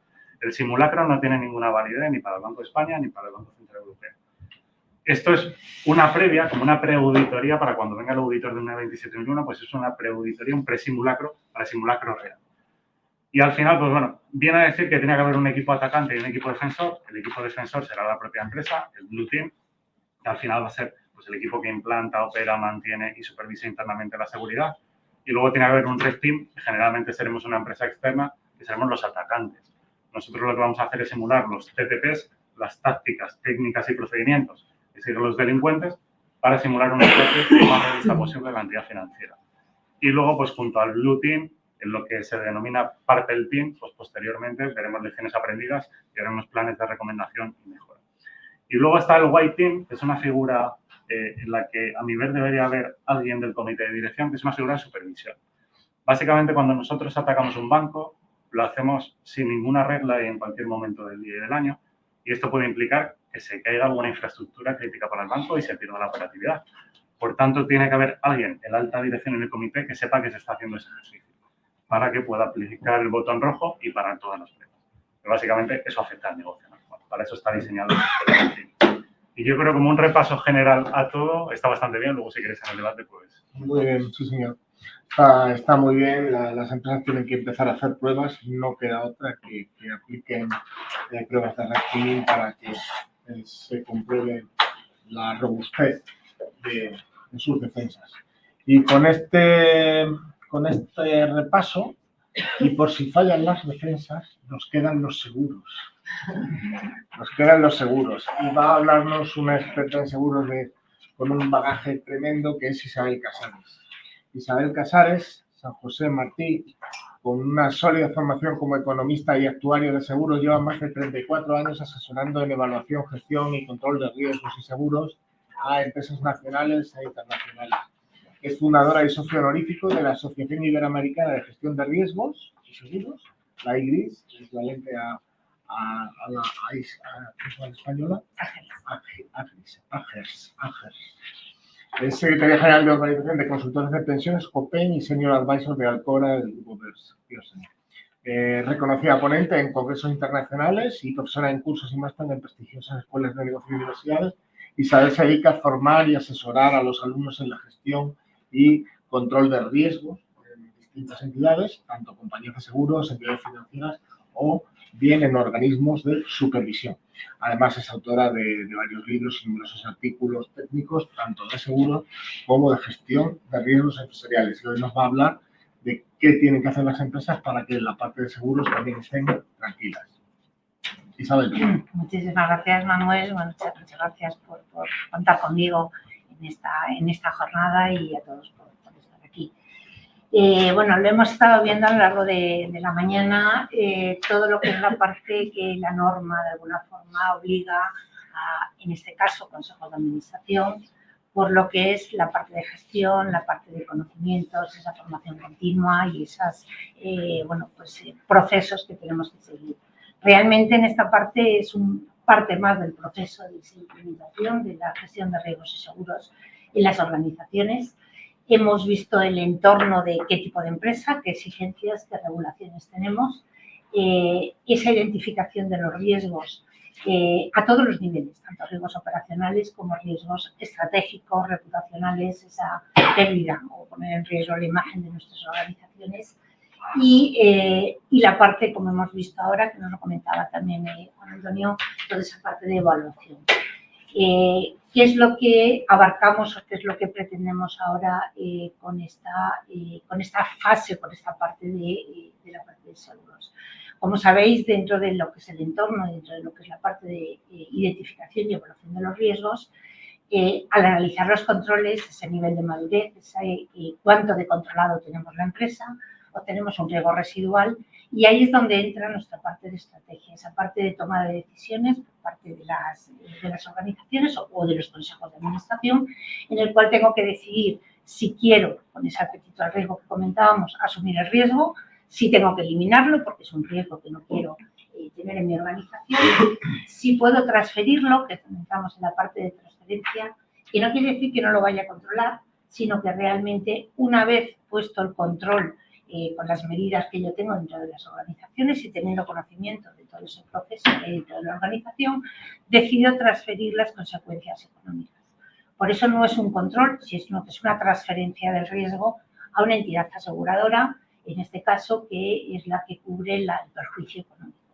Como hemos visto, el sector asegurador está totalmente implicado en toda la normativa, es de los primeros regulados y los que tienen que cumplir con todo, y por lo tanto vamos a transferirlo a un sector en el cual es un sector regulado y que cumple con la propia normativa. Y por otra parte es, evidentemente, poner más controles y más medidas para minimizar las consecuencias.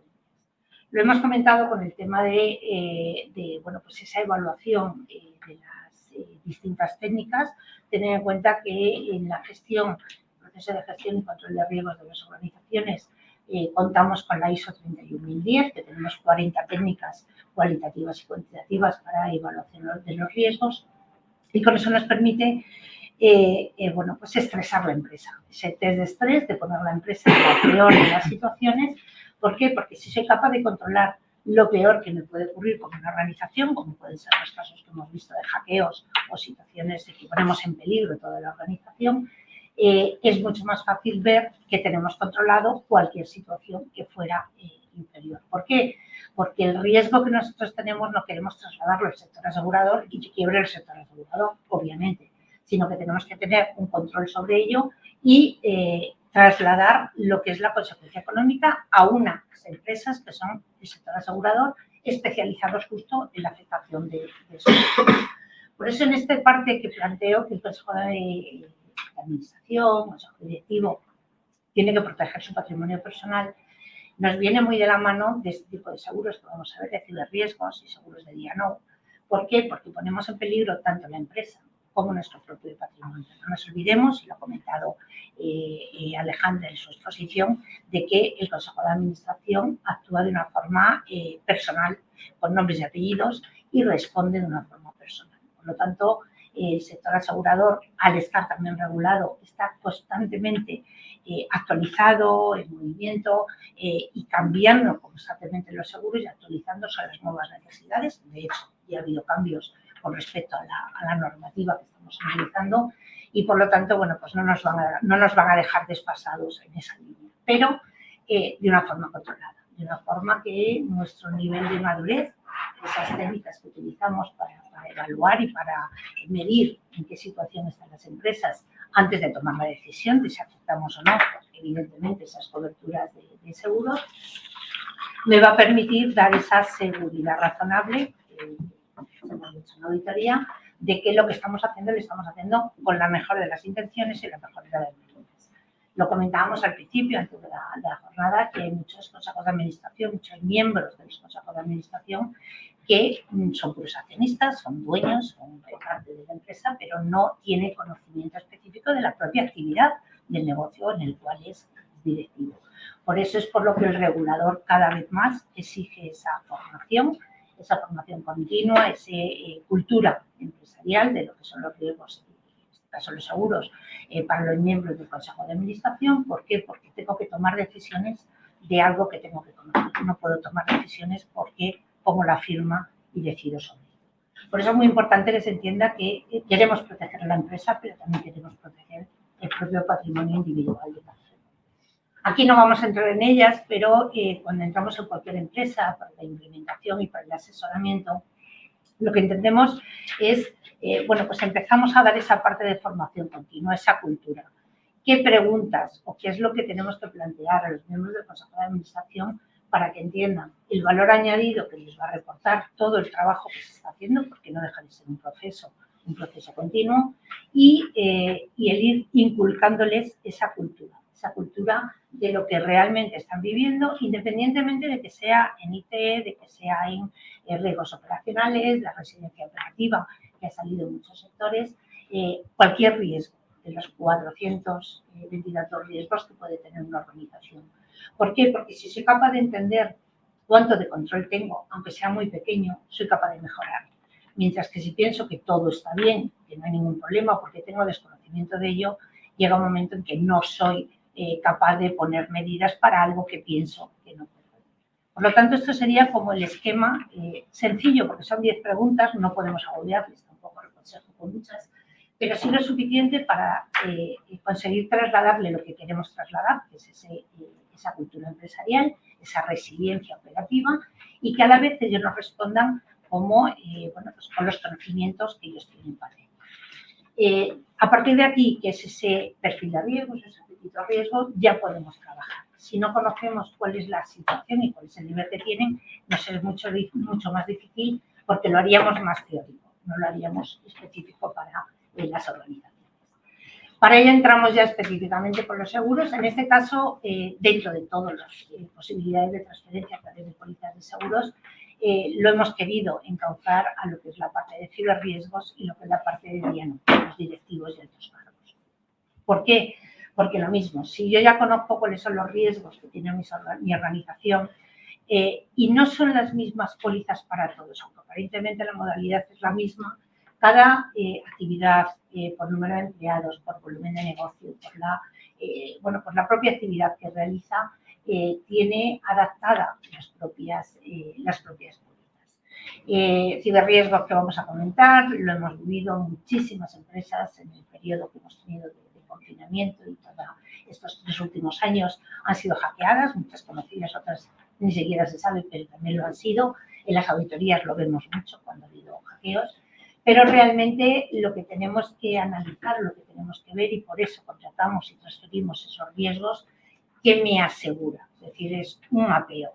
¿Qué riesgos tengo? ¿Qué me aseguran las compañías de seguro con esas garantías que yo les doy de control y de seguridad? Y por lo tanto, ¿qué parte de riesgos es el que ellos tienen que asumir? Y es bueno asumir esa parte de perfil de riesgo, esa parte de apetito al riesgo. ¿Por qué?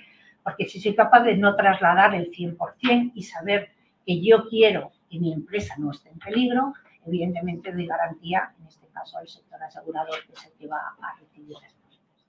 Y ahí en esas pólizas podría entrar todo. Siempre vamos a tener los aseguradores que también cubren, porque la propia compañía de seguros tiene su propio proceso de riesgo, pero lo que tenemos que trasladar es cuál es nuestra necesidad. No asegurar por asegurar, sino cuál es la necesidad que tenemos en función de los riesgos que tenemos. Este sería un resultado, como ibais a tener la documentación que queríamos trasladaros, de situación real. Sabemos que el riesgo es la probabilidad de que ocurra algo y el evento es la materialización de ese riesgo. Son cosas que ya han ocurrido. Bueno, pues si miramos por las encuestas realizadas, las empresas en estos 3 últimos años nos encontramos con pérdida de datos de clientes, interrupción del negocio, ese plan de continuidad de negocio que comentaban antes, pérdida reputacional, la imagen de la compañía, que es lo peor que se puede recuperar, lo que más nos cuesta luego recuperar. Con lo cual quiere decir que todo eso que tenemos cubierto en esas pólizas de seguros está recogido aquí. Es decir, las empresas que no tenían esas pólizas de ciberseguridad no tenían ese respaldo económico por el perjuicio que ha supuesto, pero en las que sí que lo tenían, evidentemente, pues serían respaldadas. Es una seguridad, es una transferencia, no es un control, sino una transferencia económica por el perjuicio que puede suponer para la organización. En el caso de directivos de altos cargos se confunde muchísimo con los riesgos, la responsabilidad civil profesional. No es el trabajo que yo realizo, el respaldo del trabajo que yo realizo por ser actuario, por ser abogado, por ser economista, por ser informático, sino por decisiones que tomo en el Consejo de Administración. Es decir, esa capacidad que yo tengo como miembro del Consejo de tomar decisiones, erróneas o no, en la medida que yo tengo. Por eso la formación continua es fundamental y, por lo tanto, lo que puede implicar y la responsabilidad que pueden generar esas decisiones a todos los niveles, incluidos a niveles, bueno, pues, lógicamente, de juicios o demandas o reclamaciones que pudiera haber. Ese sería el soporte que se daría por parte de Dianor, la famosa póliza de Dianor, que sí que es verdad que no es obligatoria, que por lo que hemos comentado y a lo que nos ha trasladado implícitamente, casi te están planteando, ten cubierta esa parte, pero sí que es verdad que nos encontramos todavía con muchas empresas que no ven ese valor añadido y además lo confunden con una responsabilidad civil profesional, que es por el trabajo que realmente estemos realizando. En este caso, y no por asustar, sí que he querido trasladar, bueno, pues todos esos áreas, todos esos campos en los cuales, bueno, pues entrarían, está un poco desconfigurado el texto, pero todas esas áreas en las cuales, bueno, pues esa responsabilidad que tienen estos directivos de estos cargos, por eso es tan importante cumplir con las normativas, cumplir con la formación continua. Y la formación no es el tener que saber específicamente hacer cada una de esas fases. De hecho, el modelo de las líneas que comentábamos ya recoge roles específicos para ello, sino el tener conocimiento en líneas generales. Es decir, yo lo comparo con las cuentas anuales. Si no tuviéramos un tesorero que nos explica las cuentas, no podríamos firmar las cuentas en muchos consejos de administración. En este caso sería lo mismo, en este nivel o en cualquiera que la propia normativa nos exija. Por lo tanto, no hay ningún área legal, ningún campo de lo que es toda la organización que se quede fuera de lo que es responsabilidad de los consejeros y altos cargos. Y por mi parte, nada más. Muchísimas gracias Muy bien. por la oportunidad. Pues muchísimas gracias, Isabel. Y con esto vamos a dar paso al debate, a la tertulia que dijimos que íbamos a hacer al final. Vamos a dedicar 25 minutos, media hora, estaremos hasta y cuarto para tener un poco de tiempo. Cuarto y 20, sí, sería lo suyo para que dé tiempo a debatir todos los temas que estamos tratando. Y lo va a conducir el debate Daniel, que ha estado tomando notas todo el rato de lo que se ha hablado. Daniel González, que es ingeniero técnico en informática y es graduado además en sistemas de información. Es un experto en ciberseguridad con un máster en seguridad de información y las comunicaciones. Posee certificaciones clave como CSIN, CDPS, CXE, CAEH, etcétera. No digo todas las siglas porque es complicado. Y también es director de seguridad física, lo que demuestra un profundo conocimiento y una visión integral de todas las disciplinas que incluye la ciberseguridad. Es cofundador y CEO de Zerolynx, desde donde su experiencia desde donde aporta su experiencia y es reconocido como un claro líder en el sector al que sigue muchísimo. Daniel es además divulgador, participando en conferencias y cursos de prestigio como la Rooted.com, la SECOM y el Mundo Hacker. Su compromiso con la seguridad y con la comunidad profesional se extiende a través de el ISACA Madrid Chapter, donde forma parte de la junta directiva y donde coordina la formación de ITCA. Y con esto, pues ya doy paso a que él sea el que coordine las preguntas. Lo único, antes de coordinar la presentación de Pachi. Ah, es verdad. Bien. Es que Pachi es nuestro invitado especial. Efectivamente, es el único que no hemos presentado todavía. Está aquí al quite Daniel. Pachi Barceló es hoy consejero independiente y asesor en temas de gobernanza digital y gestión de riesgos. Desarrolló una larga carrera profesional en el mayor grupo financiero español como máximo responsable de las áreas de control de riesgo, políticas y gobierno interno. Y además Big Data y Analytics, las tres patas directamente relacionadas con el tema que tratamos hoy. Es también presidente del Consejo de Innovación y Buen Gobierno, asociación de consejeros que busca promover el crecimiento de las empresas mediante el impulso de las buenas prácticas de gobernanza a la que me honra pertenecer. Pachi es un enamorado de la formación y la divulgación y busca ayudar a que directivos y consejeros entiendan las importantes implicaciones del cambio de paradigma digital en la forma de gestión de sus negocios. Y ahora ya sí que no me falta nadie. Todo tuyo, Daniel. Pues lo primero, muchas gracias a todos. Se nota que somos amigos en las presentaciones, o sea que vamos al lío. Venía con una serie de preguntas preparadas que al final no voy a usar, porque me habéis dado material para otro tipo de cosas, así que vayamos a ello. Lo primero, me gustaría, vosotros habéis intervenido, habéis dado un poco de visión, pero me gustaría también, Pachi, tu visión de consejero al final de esta normativa, al final tenemos visión legal, tenemos visión tecnológica, pero tú como consejero, ¿cómo ves esta normativa? ¿Ves que es una normativa que se va a aplicar o, como decíamos antes, llevamos desde 2016, está ahí y es un ruido de fondo? ¿O cuál es tu visión un poco de todo ello? Bueno, pues muchas gracias, Daniel, y muchas gracias por la invitación a este evento, que la verdad es que es un gusto poder debatir con gente tan experta en la materia, porque como sabéis, los que somos consejeros somos menos expertos, somos más los que luego tenemos que tomar decisiones en base a eso, y nos viene muy bien. En ese sentido, yo creo que tu pregunta es muy oportuna y yo creo que esta regulación, por suerte, viene para quedarse y para ser importante. ¿Pero por qué? Porque de alguna forma, quizás ya no hay negacionistas entre los consejeros, eso es bueno. Es decir, yo creo que tanto la pandemia como que todas las empresas han sufrido algún evento, como que la inteligencia artificial está en la prensa todos los días y genera inquietud, todo eso hace que ya negacionistas tenemos pocos. Entonces ahora tenemos otros personajes, digamos. Unos que son quizás los que llamemos al experto. Entonces tenemos la intención en muchos consejos de llamemos a un consejero que sea experto en estos temas digitales. Claro, eso está bien como un primer paso, pero en el fondo un consejo es un equipo.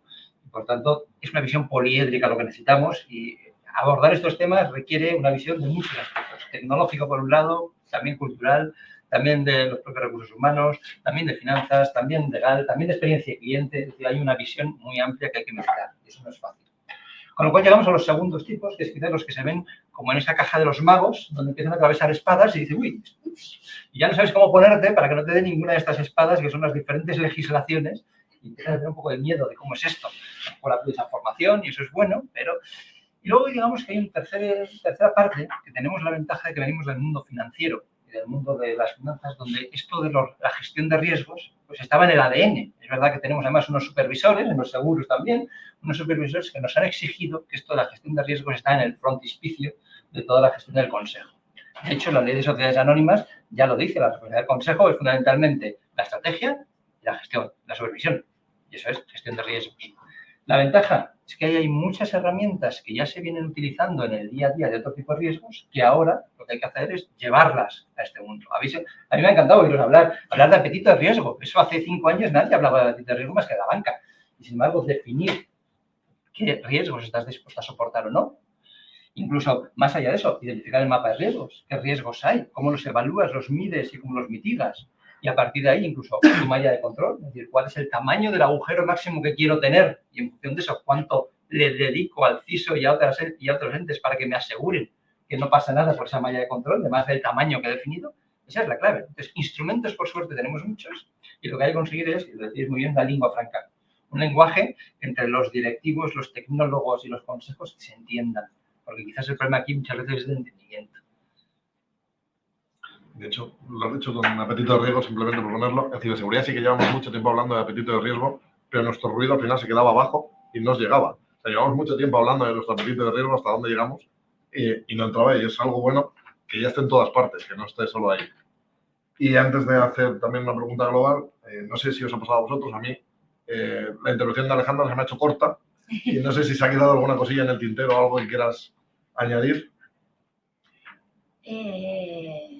Bueno, que tenemos tiempo, o sea, podemos aprovecharlo. Se me han quedado muchísimas cosas. Sí, por eso digo que...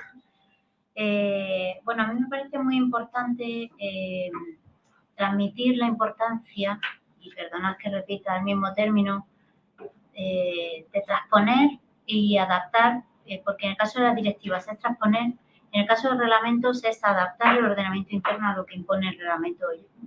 España, yo no sé qué nos pasa, que siendo un país que realmente somos muy potentes en muchas cosas, que tenemos en el ámbito específico de la administración pública unos funcionarios espectaculares, llegamos tarde siempre a todo. O sea, no sé, me daría pena porque viendo que finalmente la transposición de la directiva NIS se hizo por Real Decreto Ley, a toda prisa porque no llegábamos, pues no sé, por las fechas en las que estamos, pues a lo mejor vamos abocados también a una transposición de la NIS 2, otra vez por otro Real Decreto Ley. Entonces, bueno, no sé, yo en cuanto a la regulación que establece las funciones tan potentes que se dan a las autoridades competentes tanto en NIS como en DORA, yo creo que deberíamos hacer una reflexión profunda como país y definir claramente cuál es el modelo de gobernanza de ciberseguridad que queremos, que lleva mucho tiempo debatiéndose sobre ello, desde que se creó incluso el Consejo Nacional de Ciberseguridad.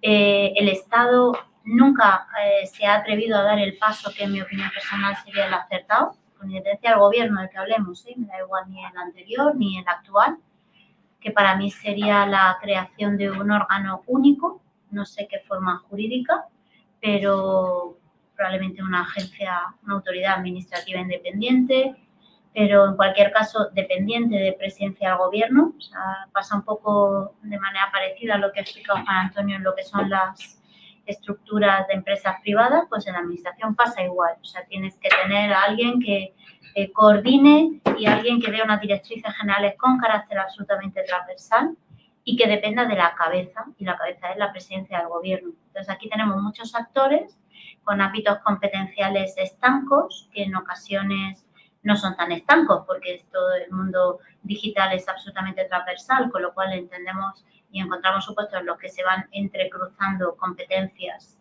y funciones y actividades. Entonces, bueno, pues quizás esa es la reflexión que yo haría.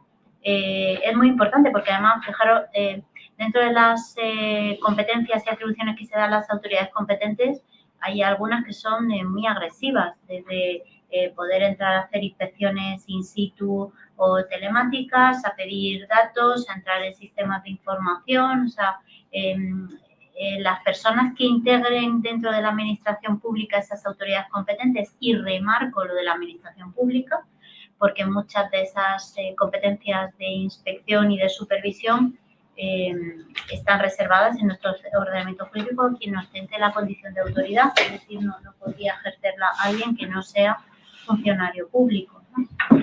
Bueno, pues creo que sería un momento ideal para que el Estado hiciese esa reflexión profunda de qué modelo de gobernanza de ciberseguridad queremos implantar. Perfecto. Y ahora sí, una pregunta global para todos, que además la hemos estado hablando antes, es el alcance. ¿Hasta dónde llegan NIS? ¿A quién aplica, a quién no? ¿Qué visión tenéis cada uno de ellos? Empiezo por ti, Joaquín, que eras la visión discordante. Sí, Discordantes somos todos. no tengo, o sea, no tengo 100% claro porque la redacción no es clara. Mi intuición es que el espíritu de la norma no es que cualquier empresa de un determinado tamaño esté dentro del ámbito de aplicación, sino aquellas que realmente están en esos servicios esenciales o importantes, no cualquier empresa en cualquier sector. Es verdad que luego la descripción de sectores es muy amplia y probablemente pues muchas empresas van a estar afectadas, pero creo que el espíritu de la norma no es que cualquier empresa, solo por el tener más de 250 trabajadores, ya esté incluida dentro del ámbito, pero puede ser que yo esté equivocado, obviamente. Creo que no sería lógico que una ley de ciberseguridad, pero bueno, puede ser también la evolución de NIS 1 a NIS 2 y como decía antes, no me acuerdo quién decía, que NIS 3 al final intenta acabar a todo, a cualquier empresa, en cualquier ámbito y tenga sentido. Y mi intuición también es por la propia redacción del artículo, porque empieza mencionando a esas empresas definidas en los anexos 1 y 2 y luego ya hace una referencia final de o cualquier mediana o gran empresa. Entonces, es puramente intuición porque la redacción yo creo que deja abierta otras interpretaciones. No, iba a hacer un matiz interesante y es que, aparte del tamaño en sí, mi pregunta casi iba más para ver si Alejandra nos puede echar un cable a Javier. ¿Cómo se va a aterrizar esto en España? ¿Se va a hacer un listado de CNAES de a quién va a aplicar? Porque el otro día estaba con uno de nuestros clientes y nos decía, bueno, podemos decir que estamos en el listado, pero de forma lateral, porque yo no tengo innovación, yo al final fabrico una farmacéutica, yo al final fabrico y cojo al final, pues bueno, el listado de cómo se hace cierto medicamento, pero como no tengo innovación, yo creo que eso igual no me aplica, ¿no? Pues yo creo que habrá que aclarar eso pues con un listado de CNAES, con algo más desde el punto de vista legal, ¿no? Objetivo, ¿no? Objetivo. Evitar la picaresca, ¿no? Evitemos ahí la picaresca. es a lo que voy, a la picaresca española, bueno, a ver un poco cómo vamos a ver eso. Bueno, pues la redacción del artículo 2.1 efectivamente es bastante dudosa. Sí que es cierto que si vamos a una interpretación literal, inicialmente yo pensaba que iba a tener un alcance más amplio y que desbordaba los anexos 1 o 2, pero la realidad es que no hay ninguna coma que separe desde que empieza a hablar de la presente directiva hasta que engancha con la conjunción disyuntiva o, con lo cual esa conjunción disyuntiva parece abarcar, por un lado, todas las entidades públicas superiores de los anexos 1 o 2 que sean consideradas tal o que superen los límites máximos. Esto es una interpretación literal de lo que dice el artículo, pero realmente aquí no puedo servir de ayuda porque así como sí que intervine en el grupo de trabajo que prestaba apoyo a los representantes españoles que negociaron la redacción de la directiva NIS 1, en esta no he participado, o sea que lo desconozco. Tendremos que esperar un poco más y tendremos que esperar a lo que es la transposición.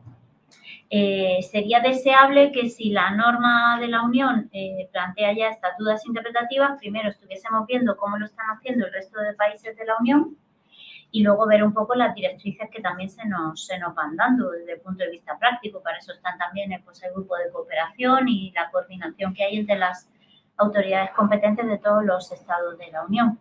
Y bueno, desde luego lo que más seguridad arroja es el establecimiento de un listado, como mínimo con carácter meramente ejemplificativo, es decir, lo que están aquí seguro, y ya si van surgiendo dudas, porque yo tampoco soy muy defensora de los listados tasados, porque los listados tasados, como te dejes algo fuera, luego ya tienes el problema. Entonces, me gustan más los listados que son abiertos, con carácter ejemplificativo, pero bueno. Dora sí parece que concreta un poco más, ¿no? Pero NIS es completamente abierta. Yo añadiría un matiz desde el punto de vista de la prudencia del consejero. Antes lo he atisbado, digamos. Ya la ley de sociedades anónimas nos obliga como consejeros a ser responsables de la supervisión. NIS para mí, aunque sea directiva, lo que viene a poner encima de la mesa es que esa responsabilidad es casi una culpa invigilando. Es decir, que tienes que hacer un approach activo hacia estos temas. Y por tanto ya es como una especie de listón que te dice, oye señores, tienes que vigilar. Esa es la interpretación de la supervisión.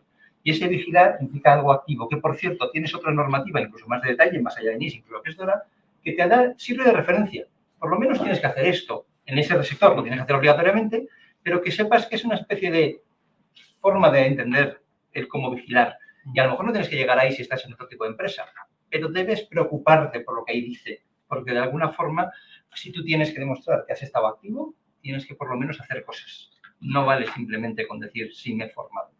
Al final es una buena guía, un consejo. Exacto. Pues es un matiz importante, y perdona que lance el tema, pero es la responsabilidad de los consejeros en el ineligendo y en el invigilando, ¿no? Que creo que es un poco la clave aquí, porque al final el consejero obviamente no va a estar en el día a día de la empresa, pero sí tiene mucha responsabilidad en a quién elige para ser el CIO o el CISO, o cómo realiza él o por medio de otros la supervisión de todo eso. Totalmente. Luego, en cuanto también a la referencia de qué incluir o qué no incluir, obviamente, como cualquier norma de la Unión, NIS específicamente, es que además dedica un artículo a esto, porque te dice que, bueno, pues estos son normas mínimas. Tú, Estado miembro, decidirás si quieres ampliar tanto los niveles de seguridad como la regla, también, por supuesto, sectores a los que tú quieras establecer medidas de seguridad más rígidas de las inicialmente previstas. De hecho, ya pasó con GDPR y la LOPD. Sí, un ejemplo. Sí. Y algunos artículos. Eso es. Luego es muy significativo, ahora que comentas la LOPD, que tanto DORA como NIS, siendo uno reglamento y otro directiva, se aprueban y se publican en el mismo diario oficial de la Unión Europea. O sea, eso como que remarca muchísimo más el interés de la Unión de, oiga, todo esto es un paquete normativo conjunto que van todas estas normas de la mano para regular conjuntamente distintos sectores de, bueno, pues, este ámbito cibernético, ¿no? Del que estamos hablando, de seguridad TIC. Y esto pasó también, y por eso me he acordado, en el ámbito de la protección de datos, porque se aplicaron en el mismo día, en el Diario Oficial de la Unión Europea, tanto el Reglamento General de Protección de Datos como la Directiva de Utilización de Datos de Pasajeros, la Directiva PNR, y la Directiva de Protección de Datos en el ámbito de lo que es la investigación y el enjuiciamiento penal. O sea, eran 3 ámbitos separados, bueno, y el reglamento, por supuesto, como norma de vinculación directa e inmediata, y 2 directivas en 2 sectores. Yo creo que eso demuestra un poco como que se esperan unas normas de otras para no contradecirse, ¿no? Sí, sí, y con distinto nivel de vinculación, como digo, que es muy importante pensar que DORA y que tiene un nivel de rigidez salvaje, como digo, incluso previendo hasta que los Estados miembros puedan establecer sanciones penales para los miembros de los órganos de dirección. Es un reglamento, es que es directamente aplicable pues desde la fecha que marca el reglamento, que no es su entrada en vigor, ha diferido, me parece que es hasta enero de 2025 la aplicación. Que eso es en menos de un año, o sea que tampoco es que haya mucho Sí, no margen. hay mucho margen. Claro. Que para una empresa implantar un sistema de gestión de seguridad es un proceso de mínimo un año, o sea que, bueno, que hay que ponerse la pila. Dos reflexiones rápidas, importante saber escribir, ¿no? Antes de publicar algo y revisarlo, porque si no, tendrás a todos los expertos aquí discutiendo por una coma y un punto. Y una conjunción disyuntiva. Porque no hay coma. No hay coma. No hay coma, claro. Si lo hubiese, no habría duda. Ese era mi punto. Vale, y otra pregunta más o menos, que para mí es importante porque vengo del mundo de la ciberseguridad. ¿Creéis que esto va a ayudar a que se deje de ver dentro de los consejos la ciberseguridad como un gasto y se empiece a ver realmente como una inversión? Magnífica pregunta. Y casi hay que traspasarle la responsabilidad a los CISO. Y no quiero echar balones fuera, pero en el fondo Esa es mi siguiente pregunta. ¿Verdad? también tiene algo que ver con cómo contamos las cosas al consejo. Antes lo estábamos hablando incluso offline. Dice, al final hay que también convencer al consejo de la importancia de esto. Hay que llevarle, primero hay que quitarle la complejidad. A veces el propio lenguaje que usamos dificulta el que se entienda. Y realmente esto es muchas veces es sentido común. Hay que ver métricas que nos ayuden a medir y a identificar, a crear sensibilidad. Porque muchas veces usamos métricas que incluso el propio sentido de la métrica, no, siempre el 99,97% de disponibilidad del sistema. Siempre, ¿y qué pasa con el 0,03? ¿Eso qué es? ¿Cuántos clientes han visto afectados? ¿Cuántas transacciones han caído? Incluso el propio concepto de la estadística en este mundo, quizás es algo que también tenemos que trabajar. Dice, oye, es que al final hablamos de la probabilidad de que ocurra. Como yo digo muy a lo bestia, la probabilidad de que ocurra un evento es bajísima. Pero si hay 100.000 eventos posibles, la probabilidad de que alguno de los 100.000 te caiga, esa ya no es tan baja. Y es entender que no es tan fácil. Entonces, quizás tenemos que trabajar mucho en cómo también contar estas cosas, cómo darles cierta acidez y cómo de alguna forma al final acabar en que esto es gestión de riesgos pura y dura, no es otra cosa. ¿El resto de la mesa tenéis? Quedan 5 minutos, o sea que al final si quieres lanzar otra pregunta. Selección. Sí, sí. Voy a tirar y todo de la guía para buscar alguna. Yo creo que cada vez los consejos en todos los ámbitos tienen más claro que lo necesitan, ¿no? Y sobre todo está muy vinculado al negocio y a la reputación de la empresa. Entonces, claro, yo creo que es más fácil en todos los ámbitos. Sí, yo creo que una de las partes claves es un poco lo que comentaba Juanjo, la formación en el consejo. Al final va a haber que formarlos para que estos temas no les suenen a chino. Mira, pues cuento una anécdota rápida. Estuve en un consejo, bueno, me invitaron a un gabinete de crisis que abrieron por un incidente de ransomware y me tocó ir a traducir lo que el CISO decía al CEO y a los inversores. Y bueno, pues, oiga, un ataque ransomware es esto. Un ransomware no es un virus que te lanza ni te ataca, sino que es una persona con nombre y apellidos que vivirá en X país, que ha entrado por un fallo de seguridad, sacó hasta la cocina, ha saltado hasta este equipo porque estaba mal gestionada la seguridad y más inventado la red y te ha empezado a cifrar desde aquí hasta aquí. Y esto conlleva que te ha dejado inoperativo este servicio, este servicio y este servicio. Ahora bien, tu equipo de negocio que valore en cuánto se traslada eso y si vais a poder recuperar esa información. Bueno, ese traductor es lo que más se va a valorar en los próximos meses. Justo era lo de... Entendieron, ¿no? Que también dice, Lo entendieron, cifra, lo red, y que bueno, ahí ya se están metiendo palabras. Hay unos mínimos. ¿Creéis que vamos a hablar alguna vez el mismo lenguaje? Porque al final es... Aquí añade que la educación, bueno, que se dice formación, pero es educación, es cultura de seguridad, es inculcar eso dentro de los órganos de dirección, de las organizaciones. Eso para mí es lo más importante.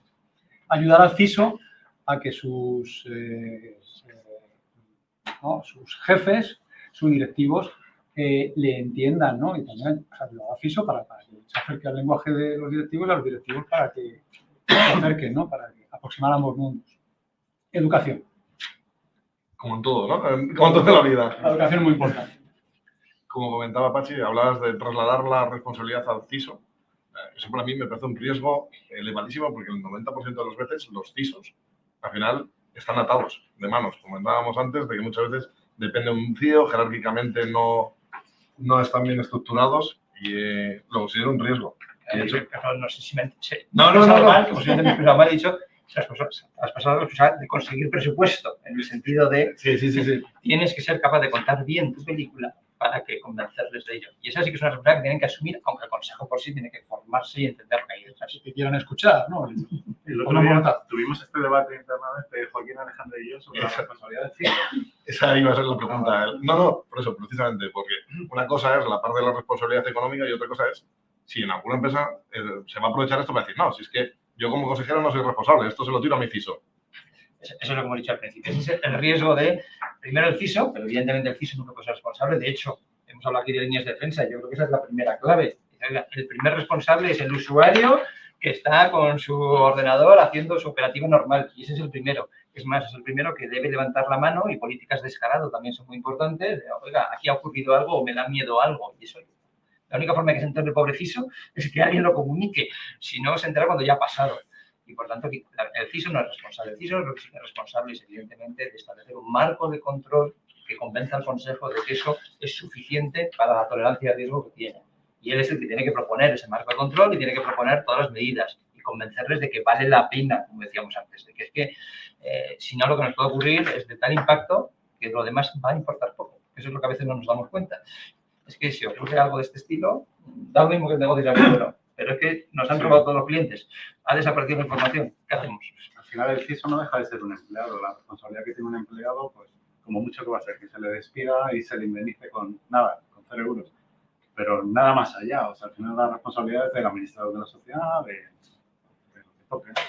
Yo no veo ningún caso viable esto. Estaba mirando ahora a ver si en la directiva NIS se recogía. O sea, en DORA es inviable porque además, y os lo he comentado cuando hablaba de esto, el reglamento parte de dar una definición de lo que es un órgano de dirección, precisamente para evitar esto. El órgano de dirección y termina acotando, después de definir determinadas normas de la Unión, aquellas personas que dirijan efectivamente la entidad o desempeñen funciones clave de conformidad con el derecho de la Unión o el nacional. Eso no es el CISO. O sea, y luego, pero independientemente, aun cuando esta definición que se recoge, como digo, en el reglamento DORA no se recoge en la directiva NIS, el espíritu de la directiva NIS, cuando habla de consejos y órganos de dirección, es que es el mismo. O sea, no va a ser posible desplazar la responsabilidad al CISO de las entidades. Y respondo brevemente a la pregunta anterior que has dicho. Para mí, esta normativa es un punto de inflexión en todo lo que es la regulación de este ámbito, porque al llevar aparejada la imposición de sanciones en el ámbito NIS administrativas muy importantes y en el ámbito DORA administrativas o incluso penales, es un punto de inflexión, porque el que se va a ver afectado, que son los integrantes de esos consejos de administración, de esos órganos de dirección, evidentemente van a tener que cambiar absolutamente toda la visión en relación con este ámbito. Y cambiar la estrategia esa de echar balones fuera, que No, suele que no, pasar. no va a caber. Y digo. cuando la obligatoriedad, fíjate un ejemplo tan sencillo, la obligatoriedad de publicar las sanciones, que es inmediata, sin dilación indebida, en las webs de los órganos competentes, cuando esté afectada una persona concreta de un consejo de administración y vea reflejado ahí su nombre y sus apellidos durante un plazo de 5 años máximo, según el reglamento, no hay posibilidad de echar balones fuera ni de desplazar responsabilidad a otros niveles. Aun cuando se prevea que puedan crearse figuras de responsables, van a ser siempre responsables intermedios. El responsable último es el órgano de dirección. Perfecto. Los 5 minutos ya habrían pasado, o sea que algo que queréis añadir. Y además hemos concluido. Podemos seguir ahora, ¿no? La idea es... Sí, seguimos nuestra parte. Para los que nos estáis viendo, aquí estamos 25 personas y fuera habéis estado conectados 90, 95 personas todo el rato, continuamente. Aparte, aunque hay inscritos 200, es normal que no vengan todos. Pero aquí concluimos, vamos a concluir el debate aquí. Continuaremos nosotros ahora en el cóctel que vamos a tener. Y os agradecemos muchísimo que hayáis estado aquí. No sé si alguien quiere aportar algo final, algún punto, algún comentario. Información y recursos. Información y recursos. Y buen análisis legal y buenos seguros. Entonces, bueno, pues con esto concluimos. Casi seguro que nos veremos en octubre. En octubre vamos a tener que organizar un evento igual cuando ya tengamos esto o salido o incumplida la fecha que no se puede cumplir. No se puede cumplir, con lo cual tendrá que ser. De hecho, se suele incumplir hoy en la... Sí. Pues en octubre seguramente nos veremos. Un saludo a todos y estar atento a las redes y seguidnos. Bueno, gracias. Buen día. Gracias.